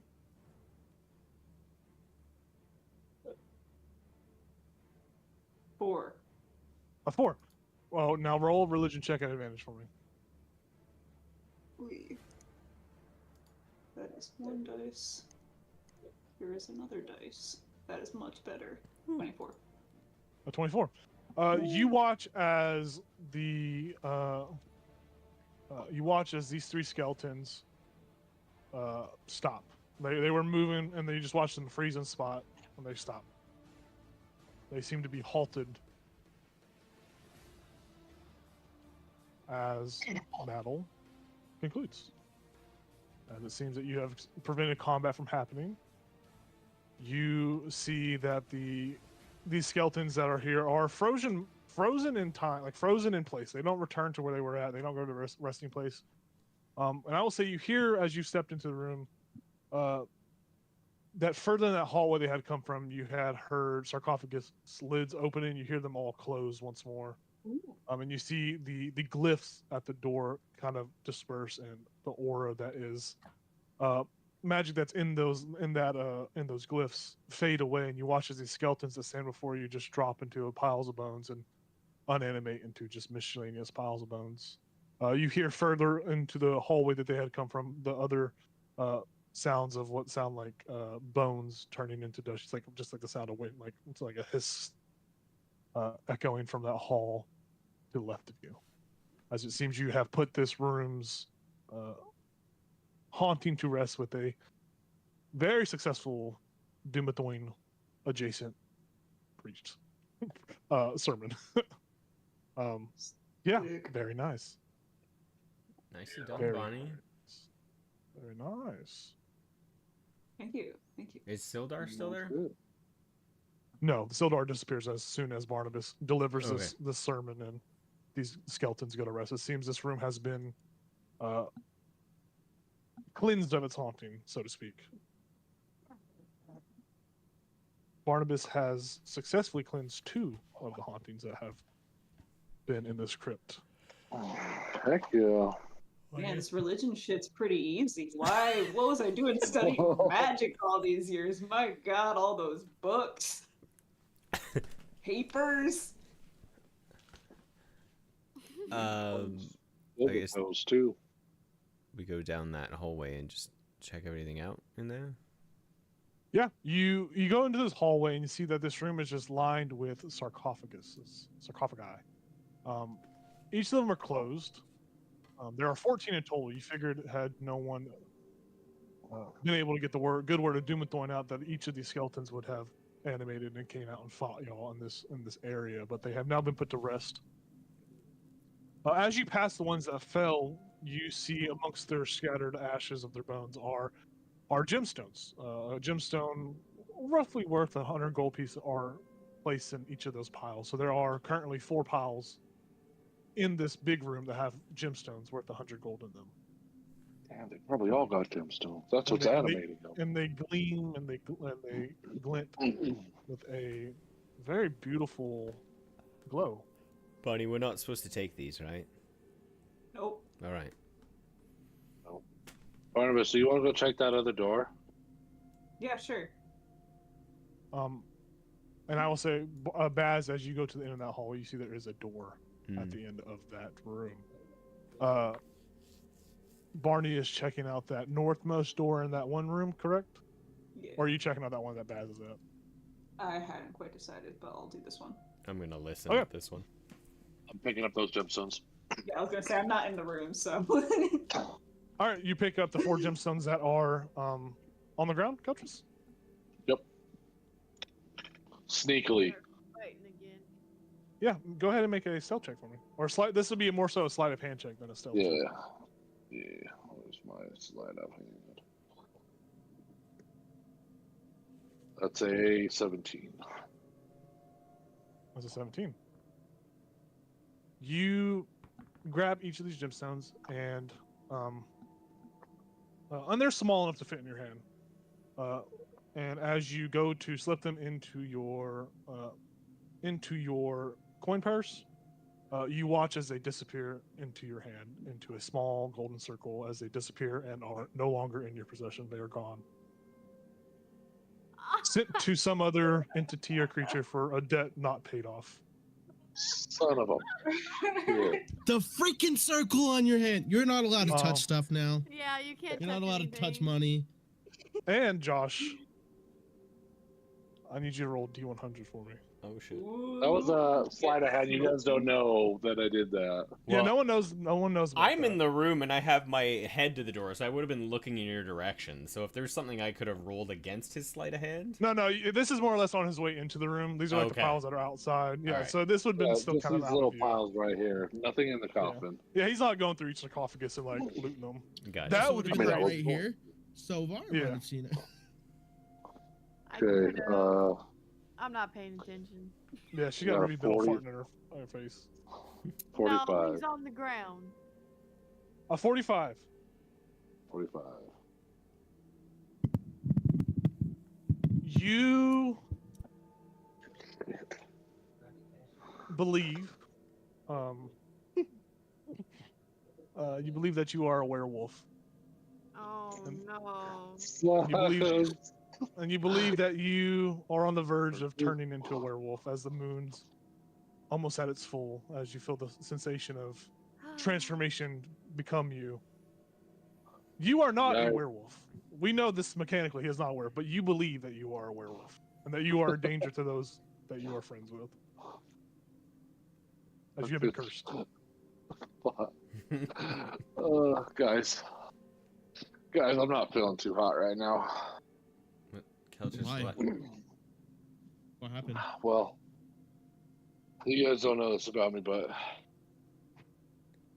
the moon's getting full. And I wasn't paying attention to it. Yeah. And Hey. oh, it hurts. I think I'm a werewolf. There's no doubt. I don't know why I'm saying it. I didn't tell you guys this before. We've been with you through a full moon. You're not a werewolf.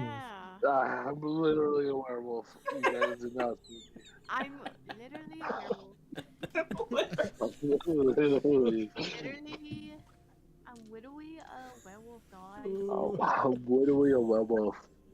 I'm gonna start playing on my little guitar. I just want to start playing "Animals" by Maroon 5.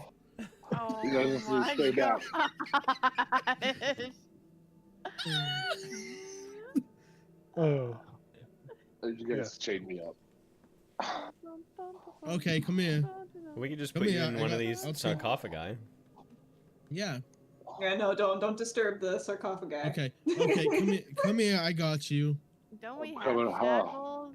Be Okay. careful. Just once he comes up to me, I go to I'm bite just him. gonna. I smack his head because I can see he's going to bite me. I smack his head. No, stop being weird. Turn around. I'll chain you up. Wait. Turn around. I'll chain you up. Is there Hold like on, a stick or something in here? A bone. Let's not Just grab a bone. disturb the sarcophagi. You see of the Ribby dead. Biddle's little cane is on the ground. I would grab it. I'm like, here, boy. And I'm gonna throw it. You watch him run off after it. Bring it All back. fours. Laura, I All was gonna chain him up. Give me a second. Gosh.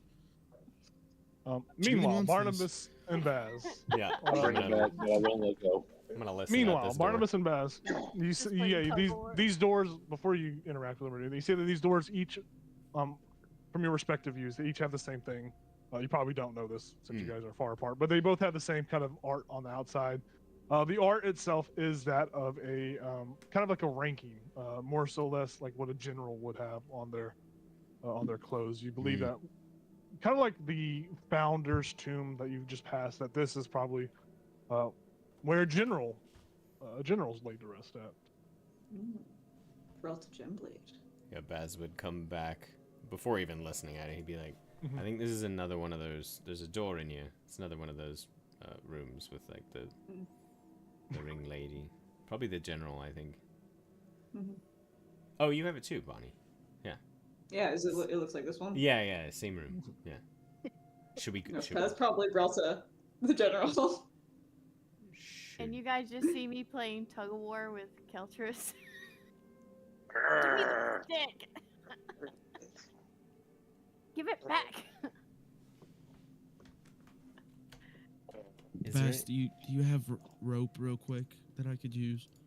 Yeah. Sure. I'm gonna borrow the rope, and I'm gonna walk up to Keltris, and I'm going to grab his hands, like put him behind his back, and just pretend to tie a rope, and see if he falls for it. Guys, I'm not dangerous. Or I'm dangerous. That's a 24 deception. Yeah, you believe his hands are tied behind his back. Now, if you Hold on, transform, you'll hold break on. it. Or unless you roll a high perception check. What? Yeah. I rolled a nat 20. For a total of what? 25. It's still lower than his 27, though, right? Because you rolled Son of a 27. bitch. So it's still, you still believe that your hands are tied. Okay. I don't know how. It's rope. I need chains. You guys are in danger. These are chains. These are chains. You didn't see me grab the rope. I asked it quietly while you were playing tug of war. I did it on purpose. Yeah, the iron chain wrapped around that you believe wrapped around your hands. It burns and it hurts. Oh. Shh, you gotta be quiet too. If you transform, you'll break out. So we'll wait until you transform to deal with it. Ruby Biddle wakes up at this. Ruby Biddle finally wakes up. Well, what a miss. What the hell's happened to that guy? He's a Say werewolf. that. Don't worry, he's a werewolf. He's a werewolf. Get away from me, foul beast. He spits at you. Hey, Whoa, Rivy Biddle. What the heck? Yup. Werewolves took my imaginary friend many years ago. mm. So should we go in this other room? I was just waiting for someone to just end this weird ass scene that's playing out. I don't know how to end it. I'm turning into a werewolf. Yeah, you are Absolutely turning into a werewolf. forward and not stay here. So you notice that. So you do believe the general Breath of Gemblade is beyond this door. To the east of this room. So to your guys' right on your tokens to your right. There's a solid wall. The wall here, though, does look like it can move. There's some sort of mechanisms or something that plays into it. You don't see any levers or switches in here, though. You feel that the door itself may be too hard to manually move with strength and, effort. If you have a ways of getting through the door with magic, you may be able to navigate through it or around it with magic. But that you've seen one lever, and you figure there may be another lever or some other kind of contraption somewhere else in this crypt that may help open this sliding door. Take the statue.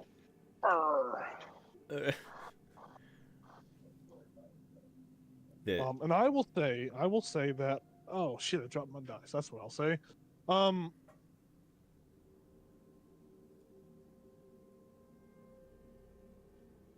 What? Is there a lever in this room? Did I misread something? What the fuck? Wait the fuck? Hold on. Where am I looking? Where am I looking? Where? There's that lever.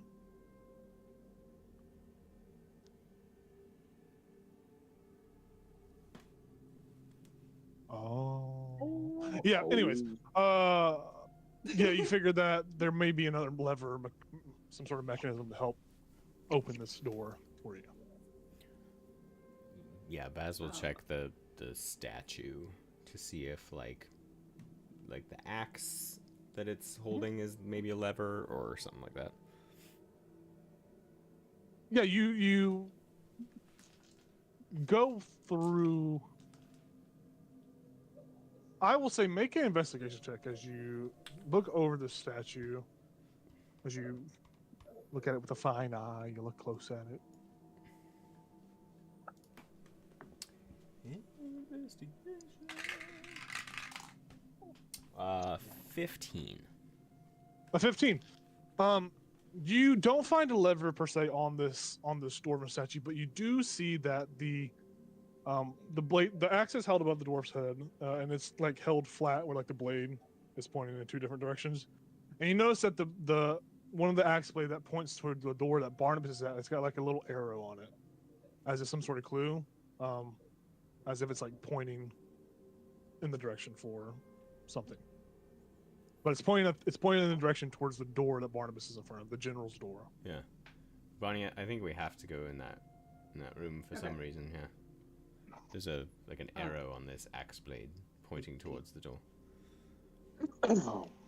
He's gonna knock on the door politely first. Sorry for the intrusion, Brelta. Just following instructions, and then I will open the door. Yeah, you open the door and see a large room with a pail bucket of chicken nuggets. No, you see there are 3 slabs with indentations for bodies that lie in this room. The central slab is more ornate than the other 2, and atop of each of these slabs are bones that are adorned in armor and just very. At one point, might have been nice robes that have been weathered down and eaten away at. Above these slabs are carvings of a female dwarf, a single female dwarf leading other dwarves into battle. And you remember from your story that the general had two aides, two loyal aides. They had Mernig and Nelja. And you basically see that. And then closest to the northeast, the top corner of this room, is a lever.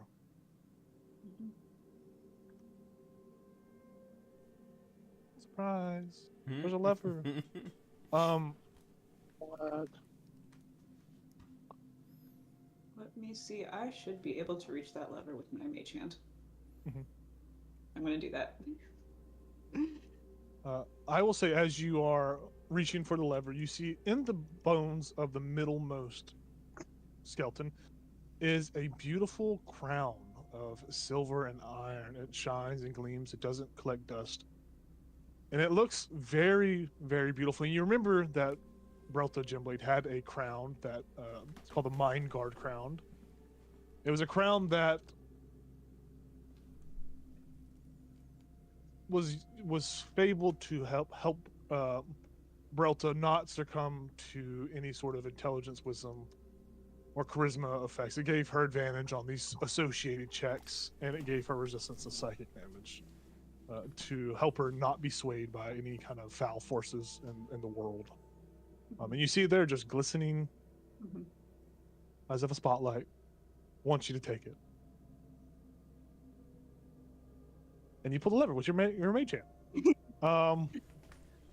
Upon that, you watch or more or less you hear the sound of a door sliding. Everyone in that room with the statue, you see that wall to the east of you begins to slowly move out of the way as it opens up. And what happens? You see a room before you, massive in height, that stretches out, and you see there are many a sarcophagi that line the walls in this room. This room contains 14 alcoves, each one containing a sarcophagus. The lid of each is carved to depict a pious dwarf priest. A dim radiance emits from each carving. Slumped in the room centered are 6 armored skeletons.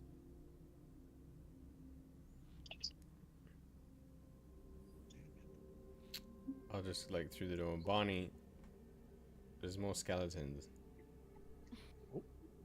Excuse me while I flip through my notes. Okay, we still haven't found Fomdig. So, okay, I'm gonna look around for whatever glyph there might be. Like, is there a glyph that crossing that would awaken them? Roll an investigation check for me. 17. 17. Normally 17, you would find a glyph, but you don't see any glyphs in this room. And these skeletons look vastly different than the ones that you've previously seen. These skeletons, it seems a bit of flesh still clings to their bones. They seem like shrunken corpse, like their body and skin have shriveled up, but they look different than the ones that you have previously seen.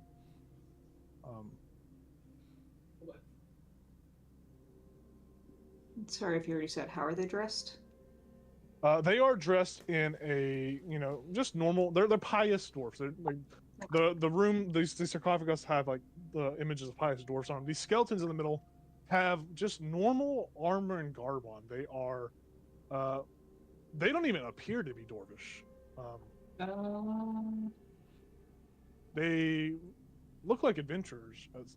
At some point, they seem to have been adventurers. They look different, but they are all. It's as if their skin has shriveled up and dried as they are. Just standing slumped in the middle of the room.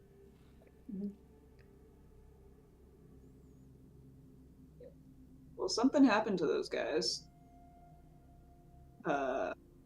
They are not doors. They're not Talhoons. Oh. I can't quite tell where the issue comes in. Why they look like that. So if we do enter this room and they do rise, we can actually fight these ones. Oh yeah, yeah. No, Oh. we should get rid of them. But like, I'm wondering, like, is there a magical effect that will make us be like them, or are they just? Oh right. Could we just fireball them? Yeah. I mean, we can detect magic, right? Yes. Oh yeah. I'll start doing that as a ritual, unless somebody wants to use a spell slot. I do not have detect magic, so. Me either. Okay. Yeah. I have detect magic up right now. Sick. You do not detect magic. Oh. Anywhere Besides in your the, magic. Your anywhere in friends the room? behind you. Yeah. Nope, no magic in the room. The sarcophagus that like have a dim radiance. It's more or less just like glow in the dark crystals.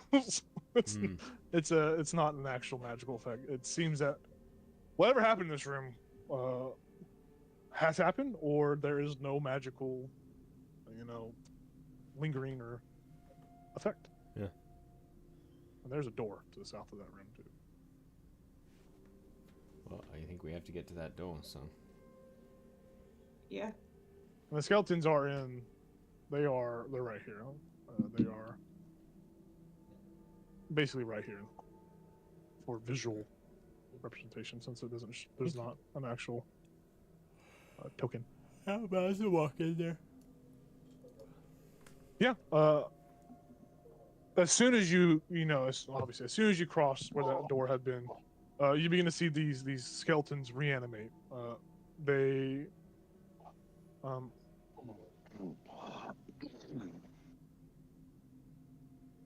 more or less, you don't see them reanimate. You see what looks like black smoke begin to billow out from some unseen place that like slowly invades their body, and you watch as the skeletons kind of stand up straight and their eyes glow, and they all come back with a sort of sentience to a degree, where they're like looking at each other as if past adventurers, past friends, maybe past crypt robbers, and they look at each other with a sad look in their eyes. And then they all just look over to you and they all point. It looks like they're talking amongst themselves as if they are blaming you for their ill-fitting fate. As they all begin to turn slowly and kind of rush at you. They rush at you. Baz is like, help! Help. These skeletons do not belong to Doom Flames. These are obviously a group of adventurers that fell to some sort of something.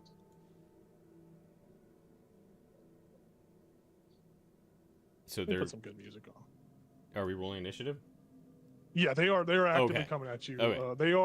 Narratively, they're actively talking. They look at you and they're blaming you basically for what happened to them, and they put the blame on you as they charge at you in frustration. All right. Plus 4 to initiative, guys. That is my third natural 20 tonight. I got a 28 for initiative. Hell fucking yeah, dude. With the +4? Yeah. Hell yes, dude. Hell yes. All right, Baz with a big old 2-4. I like it. Barnabas. 9. 9. Kelchus. 28. Holy shit, Rivian. I got an 18. 9. Oh hell yeah, Vara. 11. 11. Let me roll for these little goobers. Imagine rolling good. Gonna be me. Crazy. What's that feel like? I literally rolled 4. I rolled a 2. Yikes. Hey, don't feel bad. One of them rolled a 2. Hey. So they get a +2. 18. Plus stuff. That would be that. Let me roll for Rishi Biddle. Wow, Rippy Biddle rolled a 9 as well. Okay, as these creatures start to make their way towards you, they begin to come at you. Keltris, you are the first to see this happen. All of the party, all of you guys know that these are not natural to this crypt, and they are fair game. You know that you will. We'll see that Keltris, you will no longer believe you're a werewolf. You're scared out of your werewolf senses, and you are back to normal. No longer cursed. Do I know I am not tied? No, you still don't. You still believe you're tied. For at least. No, I'm not. No, we're not doing that. But yeah, you do, and then you don't, and then you remember, oh shit, battle's happening. You pull your hands out, and you have your weapon. And you go, okay, I'm not bound. You quickly realize, but you were the first to go as these creatures, these undead, begin to mosey towards you, begin to move. Okay, I'll be like, die, you filthy undead, and I'm going to run. How far is that? 25. Boom. Run up there with my mesa glowing. Between two of them. So I can hopefully hit two, and I'm going to swing at one.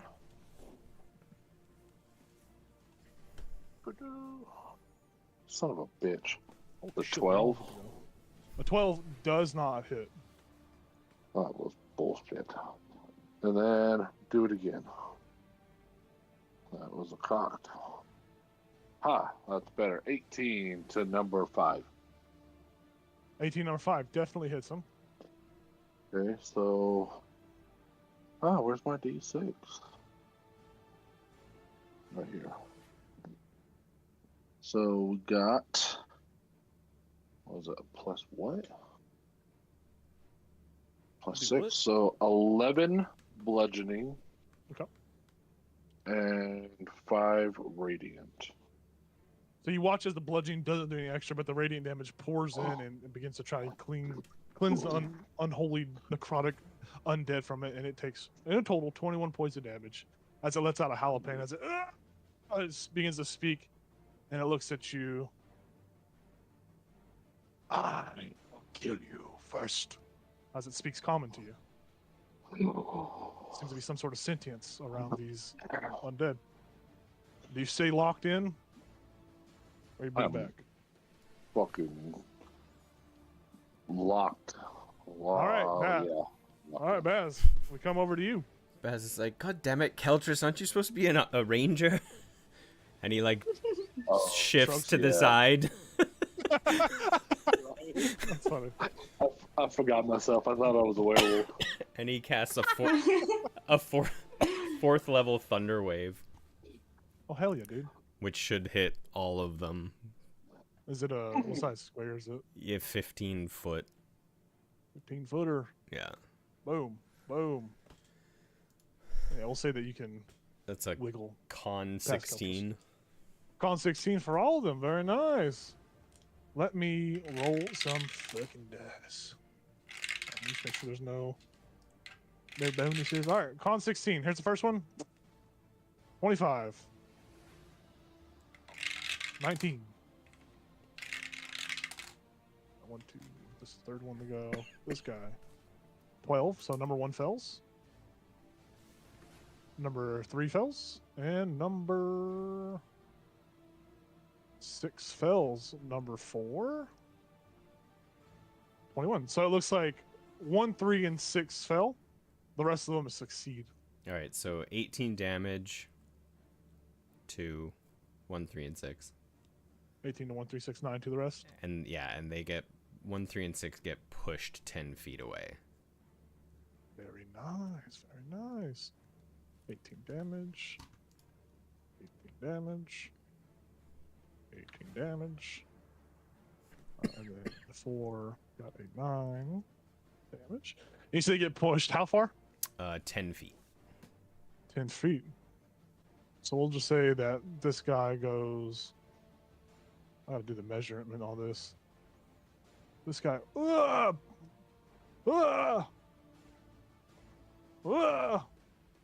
Gets pushed 10 feet away. I think it was 10 feet. As they get thrown back, they fly backwards. They, as they all fly back, and they all kind of look towards you. You see the second one, the one that's closest to you, points at you. I'll get you, bitch. well, fucking no. Yeah. Do you want to move away? You want to stay there? What you want to do? I'm gonna bonus action turn into a giant constrictor. Oh, he's a snake. He's a little snake. God dang, that's a big one. Whoa. Well, there you are. Jesus. Hell yeah. I'll let you, let me just change your name. I'm a snake. Yeah. Boom. You're there. You're a snake. You're big. You're huge. Yeah, you morph and you see number 2 of these undead looks at you.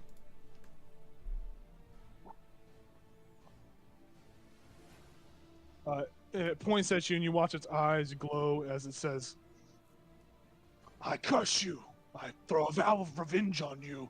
And you watch as this magical effect washes over you as you are.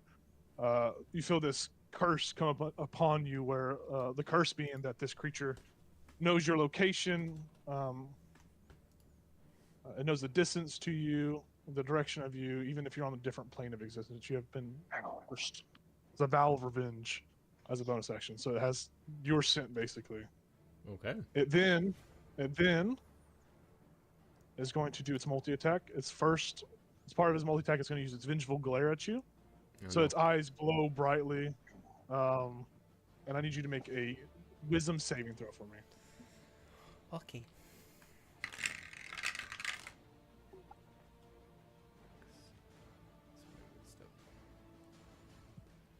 $14? A 14. Okay.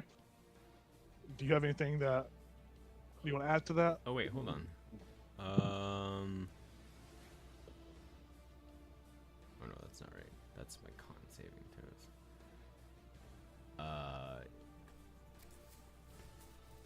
Well, I don't think. Can you guide as a reaction? No. Okay. No. Do you have inspiration? I do. I will use my inspiration. I would say you do not want to fail this, especially after having the vow of revenge put on you. Oh, cool. 19. Yeah, you succeed. This vengeful glare kind of overtakes you, kind of mixing with that curse. You feel your body slowly start to almost get paralyzed as the fear starts to come over you, but you kind of shake it off, and you are not frightened or paralyzed, thankfully. The creature, however, continues to move forward. You're just going to try to slam you with 2 of its fists as it makes its slam attacks against you. First attack is a 9, so that should miss. Yes. The second attack is a 9 as well. It tries to hit you. It is unable to hit you. We move to 5. 5 is going to look at Keltris. And in a similar fashion, it is going to curse Keltris with its vow of revenge. Keltris, you have been marked with the vow of revenge. And this creature is going to do the same thing to you. I need you to make a wisdom saving throw for me as it tries to do its vengeful glare at you. Wow, where's my stuff? Right here. Let me go find it. Wisdom saving throw. Yes, sir.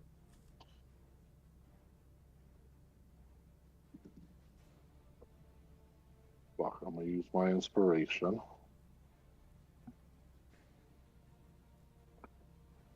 $14 plus 5, 19. You succeed. Yeah, similar effect. You feel like you're about to be frightened and paralyzed, but you are able to shake it off. It is going to then slam you. The first attack is a 23, and the second attack is a 23 as well. They both were natural 16s, a 7. So both of those will hit you. First attack from that guy is a 5 plus. You take 9 necrotic damage from the first attack, and you take 11 necrotic damage from the second attack. As both of these fist slams hit you, and the smoky energy kind of just warps and wraps around you. With that, number 1's going to go. It's going to just move forward it's just going to move forward past Rivian, and Baz, it will take, or not Rivian, Keltris and Baz, it'll take opportunity attacks as it moves past you all. Sweet. Yeah. 25 feet. It'll move 30 feet. So as an So, opportunity 18. attack, do I use my multi-attack? Because that's what the constrictor does. You would, you just, I have to double check. Okay. I don't believe so, honestly. Probably just the bite then. Just, it would mainly just be the bite attack. Okay. Natural 20. Plus 6. Hell. Damn! All Give me that those shit. dice. So...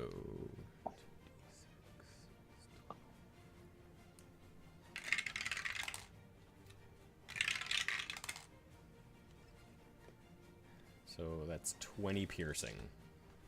And I can make that radiant, so that's 20 radiant damage.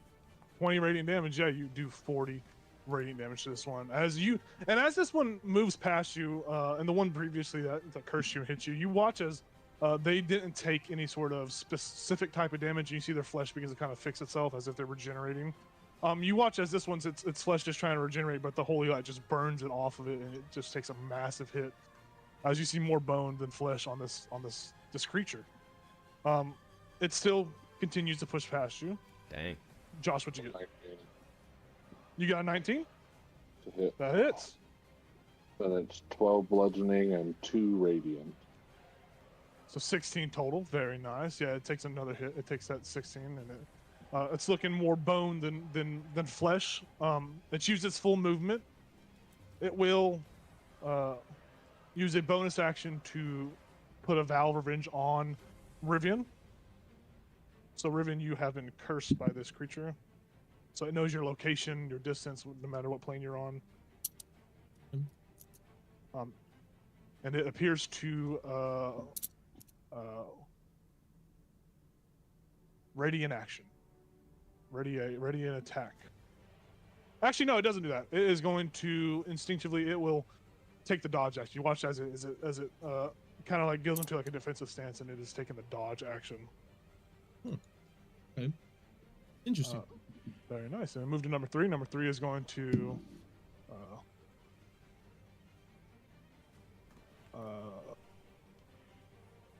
basically run its little tush past them again up here to where Barnabas is at. Barnabas, this one is going to use a bonus action to curse you with a Revenge of Val. Where's Barney? And this one will take the dodge action as well. This one, you see its flesh is slowly regenerating as it hasn't taken any specific kind of damage to stop it. Very nice. Number 6 will go. Number 6 begins to regenerate a little bit of health. And this one is going to...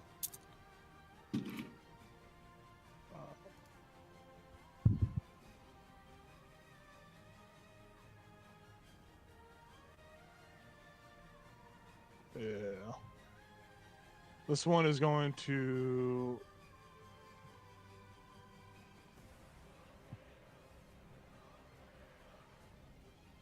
we'll say it'll stop. I don't know where it was at. I think it was like right there. That's its full movement. It'll stop right there, and it will put a curse as a bonus action, a curse on to Vara. And this one will take the dodge action as well. So 6, 1. Oh, let's make it great. And 3 are all dodging. The rest of them are going. Var, it's your turn. You're seeing these undead run at you. And each of them, as they curse you, they say some sort of one-liner. They're like, I blame you. Revenge comes for the yes, revenge comes. Var, it's your turn as these undead are springing into action. Rivy Biddle is still over your shoulder. Rivy Biddle's not on your shoulder. He is awake and he's functional. What in the hell are you doing, woman? What is I'm happening trying here? to figure out how to ungroup us. Thank you. There. Okay. I'm punching this one. Yep. Everything's at disadvantage because it is dodging. Okay. Like for all my attacks? Yep.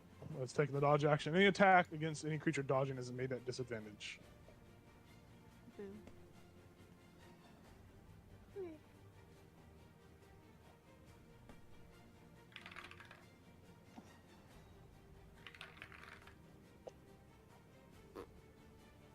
That's an 8.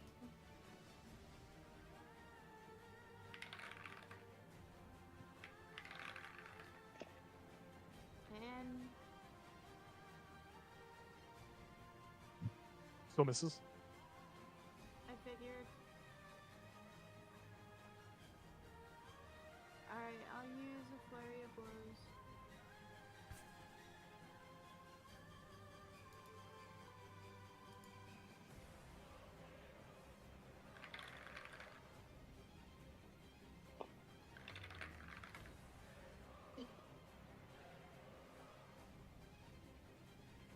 Uh, 13.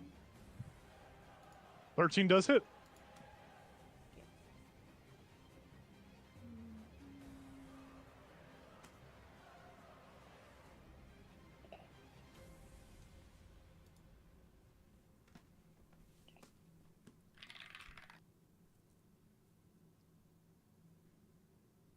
Seven points of damage. Nice. I have one more.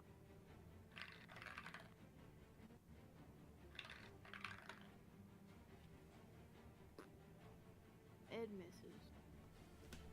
Okay. You want to stay there? You want to move away? What do you want to do?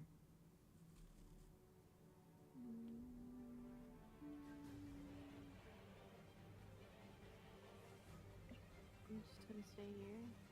All right, Rivian, your turn. You see this creature in front of you. It's cursed you. Oh no. But I'll do. At 4th level, I'm casting Tasha's Hideous Laughter on 3, 1, 6, and 5. Okay. So they all need to make Wisdom 16 is it- saves. Is it any form of poison, charm, exhaustion, frighten, paralyzation, poison, or stun? Ooh. 'Cause if Prone so, and it is not- incapacitated. Okay, so it can still affect them. Very nice. So he's 1, 3, and 6. 1, 3, 6, and 1, 3, 6, and 5. 1, 3, 6, 5. I- All right. Upcasted at 4th level. And you said it was a wisdom saving throw? Yeah, 16. An 18? Succeeds. A 24? That succeeds. A 7. So 3 has That one failed. fails. And 6 He's is the last prone one to and- do it. An 18. So 3 is prone and incapacitated. 3 is prone, is incapacitated. Prone. He begins to chuckle. Yay. And then that's the bonus action. I'll tap Barnabas on the shoulder. Hey, I hope your preaching works now, and I'll give him Bardic Inspiration. Oh, thank you. And I'm gonna kick this one in the face. All right, make it a disadvantage because he was dodging. Yep.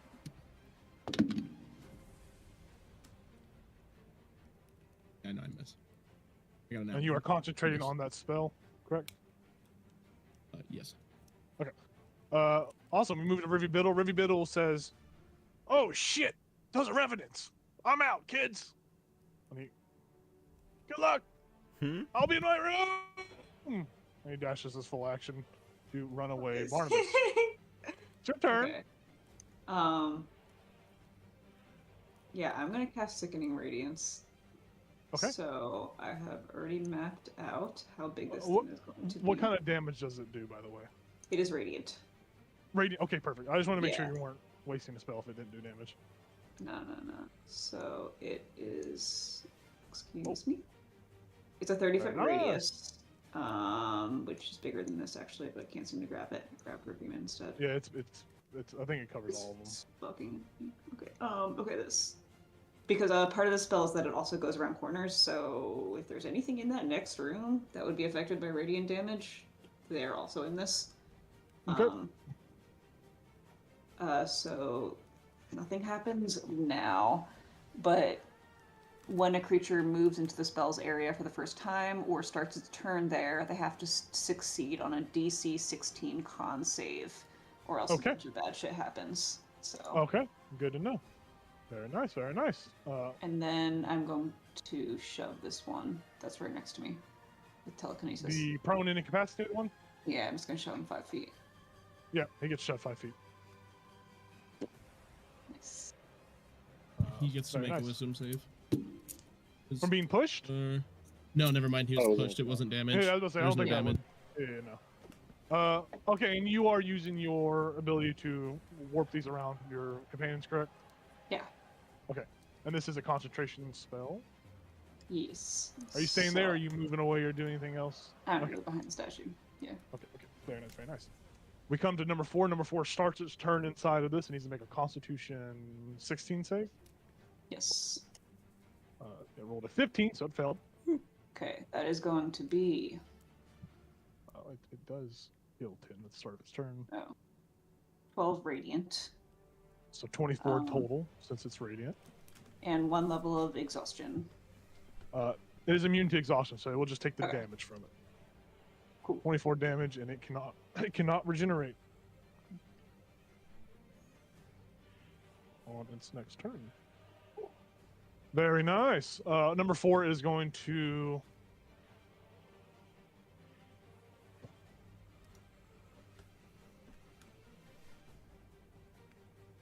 roll a intelligence check. It sees you cast this magic, and it takes this damage, and it is going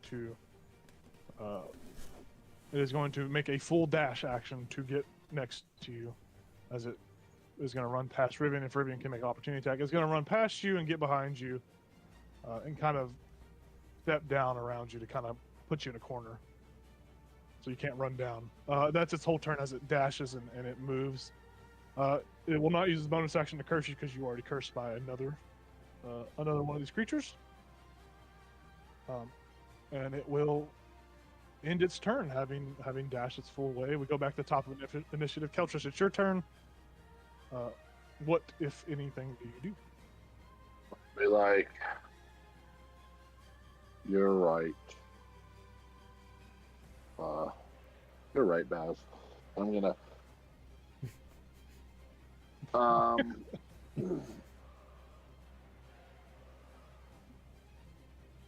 well, let me look at this map. Son of a bitch.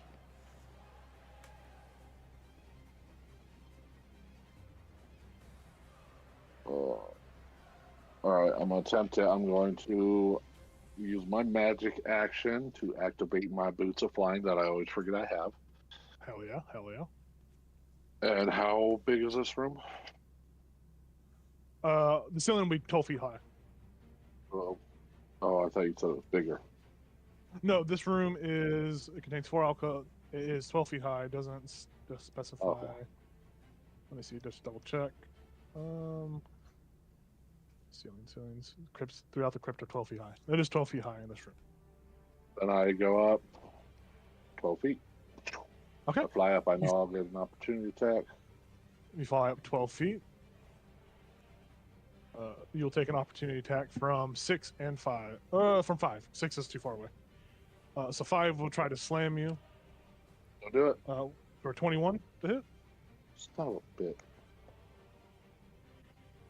It says to you, "Where you going, Shorty? Make short. You take 15 points of necrotic damage.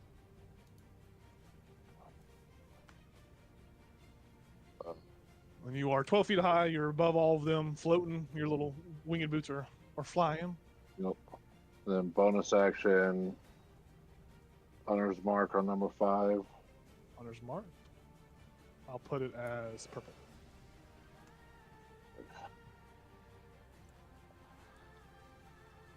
And and I guess that's it. That's all I can do. Okay. I mean, you flew up 12 feet. You can still fly, like, if you want to fly. Yeah, I think I'm just gonna go more like right here in the center. So Okay. I got them all Alright. some good view. We'll come to the big snake man himself. Are 3 and 1 close enough together that a moonbeam would hit both of them? Like, is there? They are 5 feet apart, so a 5-foot circle. That's not a circle. That's a square. I mean, it's 5-foot diameter, right? I mean, it should hit both of them. Okay. Yeah, then A 5-foot diameter should hit both of them. I will cast a 3rd level. Wait, does it remove the Tasha's hideous laughter if I attack? If they take damage, they will. But when at the start of their They turn, won't if they fail, remove it. It won't remove they it. can make the They'll save. just They'll get a make the save again. Yeah, they'll make the save again. Yeah, they'll make the save again. Okay. Yeah, That's fine. I'll cast 3rd level moonbeam on the both of them. Okay. That's a con 16. Let me just make sure that this, if incapacity doesn't affect its saves or not. 2024 rules.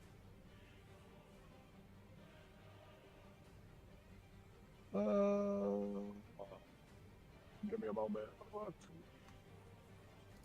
I didn't pull my spells up. Go to Rivian's character sheet real quick.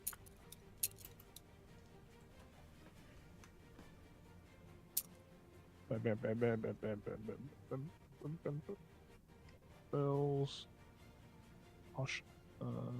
Hideous laughter.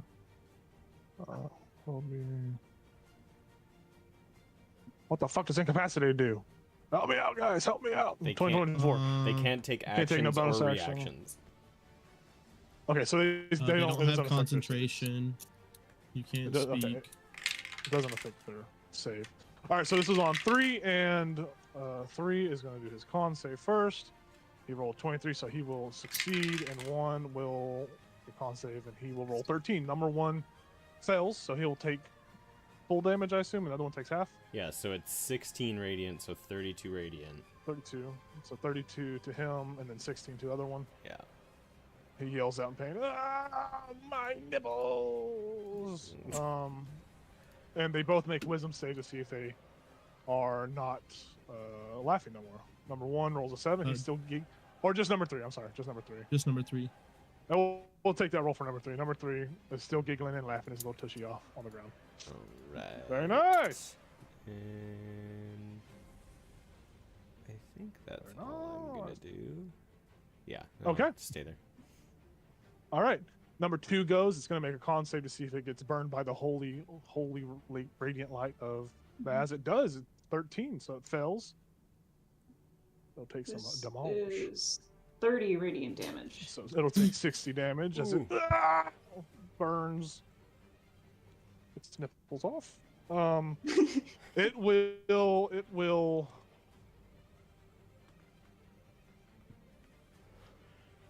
It's cursed bass, so it's going to just do its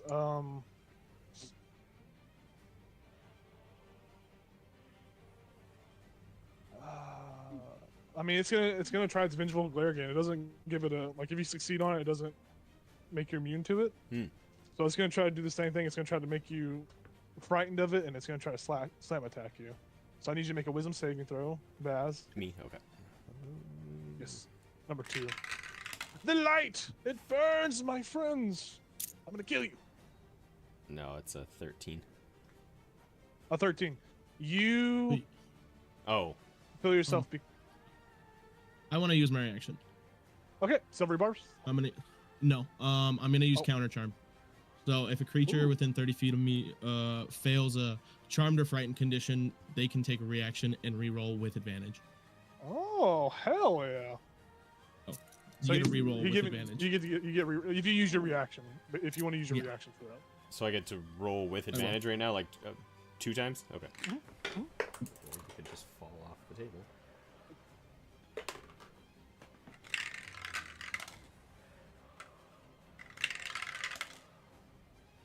Yeah. 25. Very nice. Its vengeful glare doesn't work. It's going to attack you. It doesn't get advantage because its friend is laughing and it's prone. You're not worried about it, distracting you from its attacks. So 2 is going to make 2 slam attacks. The first one is a 10, which misses. The second one is a 11, which misses. I can only hit Keltros, it seems. This thing tries to slam you, and it cannot hit you. With that, we move to number 5. Number 5 will make a con saving throw. It roll an 8. It will fail. Hell yeah, dude. This is a good spell. A good spell. Good spell. Barney, how much damage does it? Yeah, you're good. Zoned out. 18. So 36, I think, 36, right? yep. Yeah.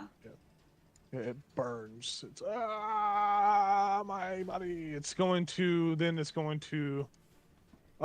can't hit Keltris anymore because he's flying. He's a little bird. He's flapping. Yeah, fuck you guys. I will see if it's smart enough. Intelligence check. It is smart enough. It sees its friends are.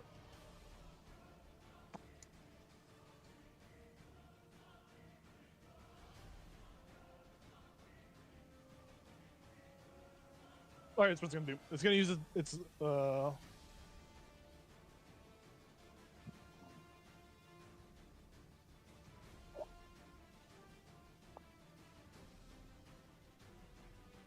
It can't make it to Barnabas.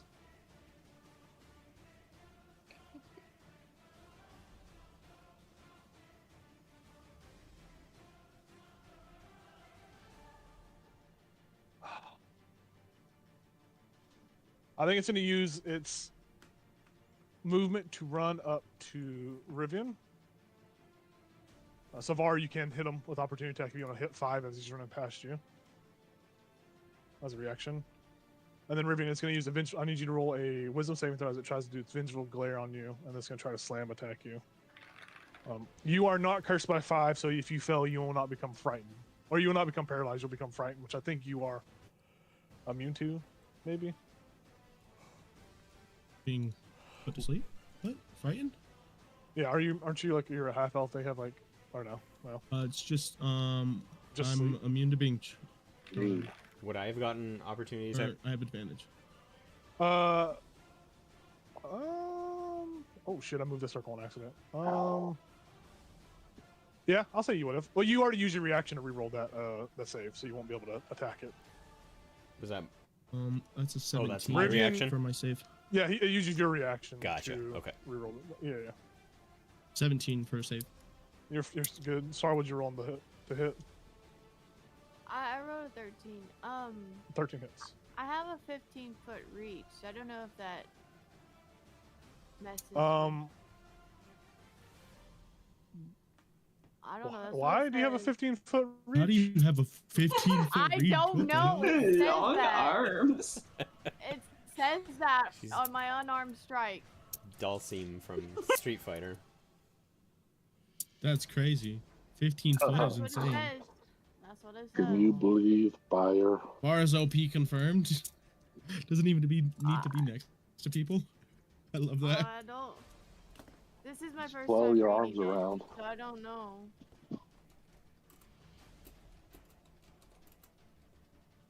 Because of You her can spider double check mutation, that. maybe? I don't know. That's not the spider mutation. Go through your skill. Whenever you use your elemental attunement, so when you spend 1 focus point to be yourself within it for last, when you use that, that gives you 10-foot reach. You haven't done that yet, Okay. so you have to Then activate that with a key point to get the 10-foot reach. Okay. Damn, I'll go. that'd be really cool. Honestly, there's no 10-foot way in reach? hell I have let you have 15-foot reach and let you get by with that without any kind of slap on the wrist. Did you hit? You did hit number 5. You did hit number 5 with a 13. Roll your damage. And it was 7 points. Very nice. Very nice. Very fucking nice, dude. Oh yeah. While I'm thinking about it, since I have like Radiance Power and Elemental Strike, could I potentially do Radiance damage if I wanted to with the Elemental Strike? I'm gonna say no because it's not Okay. elemental. It's more divine than anything, and it's not mechanically incorporated into your character's abilities. This guy's gonna try to slam Rivian. With this first attack, it's gonna miss with a 15. The second attack will be a 21 to hit. Yeah, that hits. So you're gonna get hit. You're gonna get hit by 1 attack. You take. You take 13 points of necrotic damage. I need you to make a Wisdom or a Constitution 10 concentration check.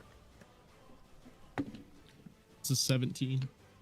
Okay, you can maintain concentration. Number 1's gonna roll his Wisdom save or his Constitution save. He succeeds with a 20, so I assume he takes half damage, Barney? Or does he take any damage? Let me double check.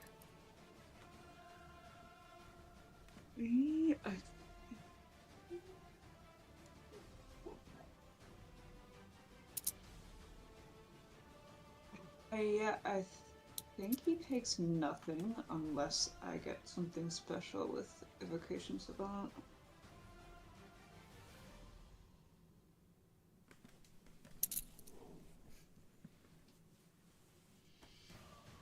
No, okay, that's only with cantrips.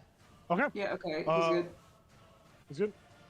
He's going to Vengeful Glare. This one has Curse Revenge. He's going to Vengeful Glare you, so if you fail, you'll become paralyzed and he will flank you. So I need you to roll a DC. I need you to roll Wisdom saving throw. See if you are frightened / paralyzed by this one. Wisdom? That's a 19. Yes. You are fine. You are fine. It is going to try to hit you with 2 slam attacks at advantage because it is flanking you. It's a dirty 20. So it's going to hit you. Oh, I dropped the dice. And a 24 on the second. So they're both going to hit you.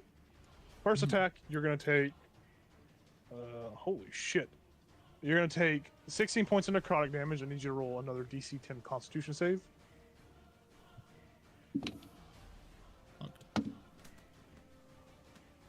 12 flat.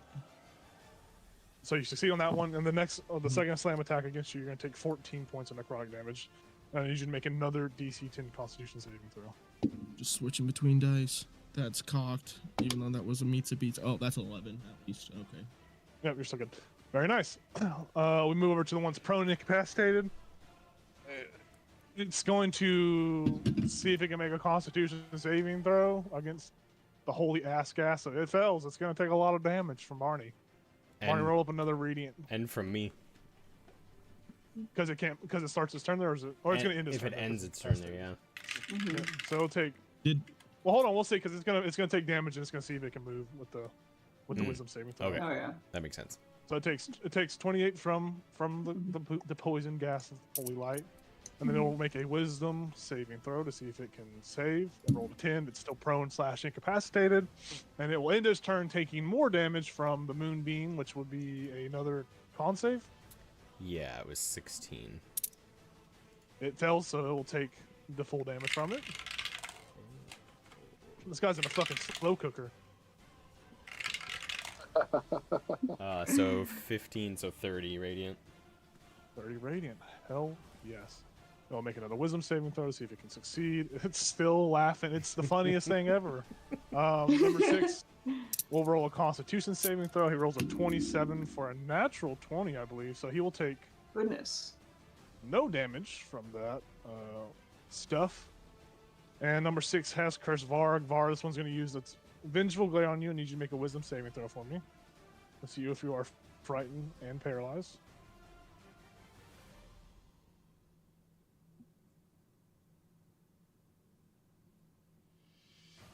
Dirty 20. Okay. I think I'm going to quit. I think I'm just going to make it to where if you succeed, you don't have to reroll that. I think that's... It doesn't say it in the stat block for the Vengeful Glare, but it doesn't make sense that you would still be. It does sound like You one of succeed those on things that if you succeed, it can't take. Yeah, because away. that's old school. They had it to where like it said that you're immune to it, but this one doesn't even specify it. So I'm just going to say, whatever. You succeed, Var. It's gonna try to slam you. It's gonna try to attack you with the first attack. It is a 11. Well, it's actually a 13. I lied. 2 13s on both attacks. It's gonna miss both of its attacks against you. It's your turn, Vara. Okay, I'm gonna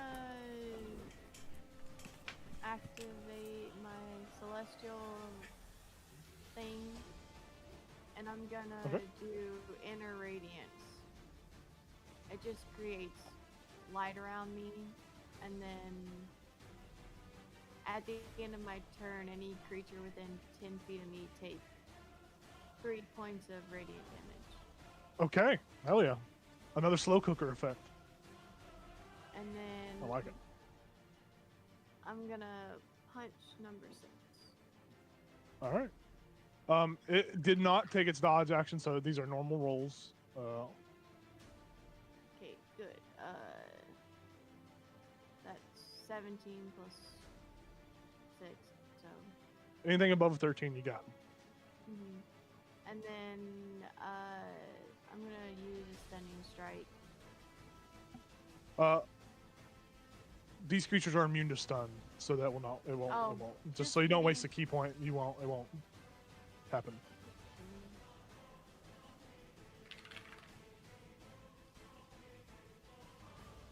Oh my goodness. I knocked it over, so I don't know what I got. Reroll it. Okay.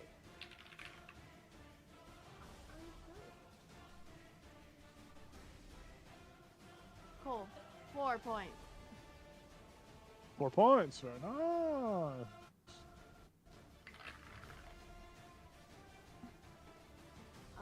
25.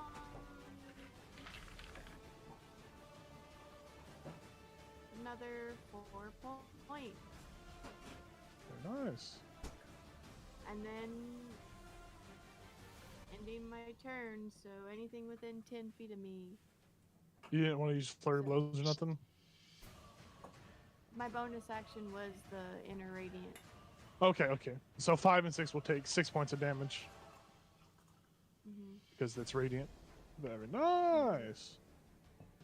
Very nice. Very really fucking nice. Very good. Very good. Rivian, it's your turn. Vara's beating the shit out of 6. You are flanked. Okay, sweet.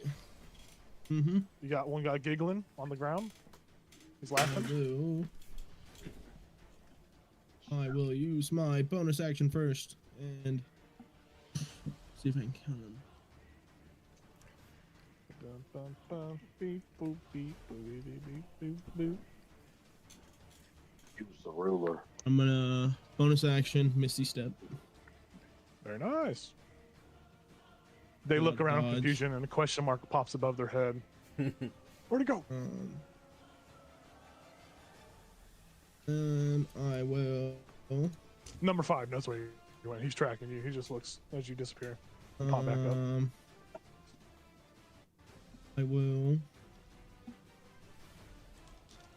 use on number 5. Very nice. Very nice. I can't cast another spell, right? You can cast a Yes. cantrip. I'm gonna use Vicious Mockery on him. So Okay. Wisdom 16. Wisdom 16. Wisdom 16. Number 5. He rolls a 26 for a natural 20. Silvery Barbs. He will roll another wisdom saving throw for I will 21. give advantage. I will give advantage to Keltras. Write that down, Josh. You got advantage. I will do. Takes 4 points of psychic. Yeah, you reach out and curse. You try to psychically influence him, and you see that he is resistant to some of the psychic damage. It only takes half of your psychic damage. He takes half of half. Okay. He That's takes my 1 turn. point of damage then. 2. Okay, 2. Because Okay, it reduced to yeah. 4, and then it would reduce again. Okay, cool. Do you want to move anywhere else? You staying right there? You still have some movement, I think, right? I'm gonna move right there. Back corner. I'm gonna move as far away as I can. Ruby Biddle is gonna run into his room and hide. Shuts the door. Barnabas, it's your turn. There's a guy right up on your cloak, your Darth Vader helmet. He sees you. I'm gonna try and shove him with telekinesis. Hell yeah! It's a strength save. Yes, DC 16. He does not move or budge. Can I silvery barbs and get him to maybe do that again? I will do An that. 18. Wow. Okay. I'm not going nowhere, weird wizard. Huh?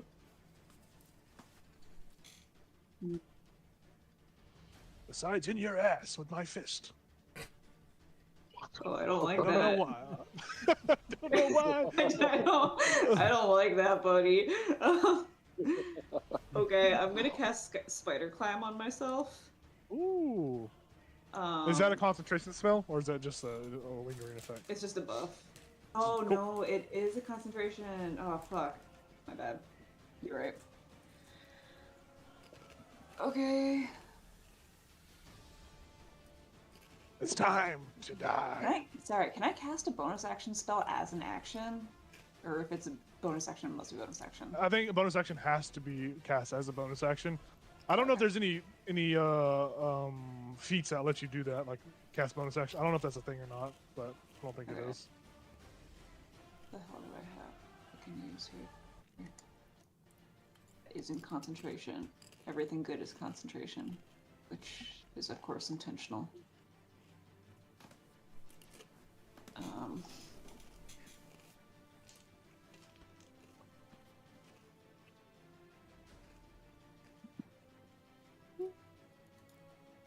I'm gonna get you. Good. You keep flipping to that book, but I'm gonna get you. Sorry, I had plans to do the spider climb, and that was not appropriate. Okay. What can I do with the staff of cubic cultivation? I think that puts like goo down or something. Makes difficult terrain. I don't think that's really gonna help you too much because it's only a 5-foot cube. I'm pretty sure. Oh shit, dude. But wouldn't it be funny? Hey, it's time to put that lightsaber to work and start slapping. Okay, it's currently not activated, and I use my bonus action to shove. So well, this is a problem of my own. You could take the dodge action to give him disadvantage on attacks. You could kick him in the nuts. I know, right now I'm just trying to find anything that isn't concentration. Okay, I'm gonna punch him. I have my brawler's ring. Let's go. Oh, hell yeah. Hell yeah.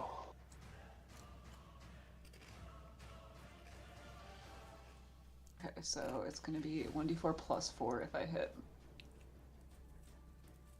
Oh, you just got that from the above, I'm pretty sure, right? Yeah, does a 20 hit? Oh yeah, I thought it was an natural one. I said, hell yeah, dude. Yeah, that definitely hits. 13 or higher hits on these guys. Okay, so base damage is 5. And then what the fuck does this thing do again?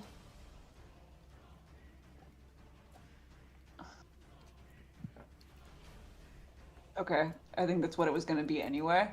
Yeah, because it rolled a 1 on the 1d4 and added 4, so 5 points. 5 damage. Ah! It says ah as you hit it. And then I guess I'm going to try and run away. No, don't leave! He's going to try to hit you as you run away. Sorry. Yeah. Yeah.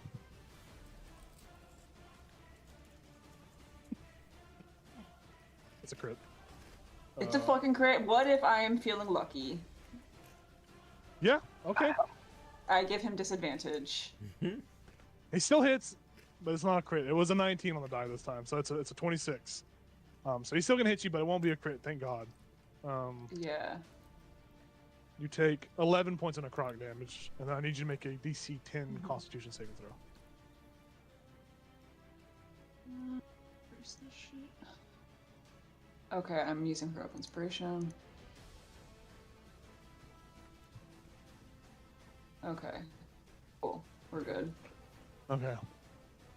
I'm going to run and try and get behind Bess. Okay. I'm just gonna try and hide in that alcove. Okay. Ford's gonna go. Don't run from me! I'm gonna get you. Good. Actually, you ran away.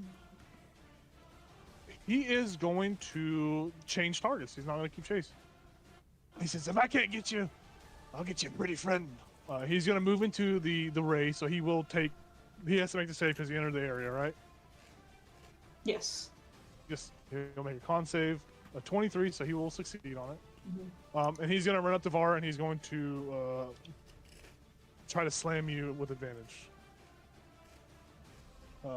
A 15 misses, I'm pretty positive, and a 23 will hit you.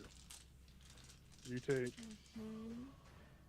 13 points of necrotic damage as number 4 smacks you. I have Okay. resistance to necrotic. 2 necrotic, so you only take yeah. 4 damage.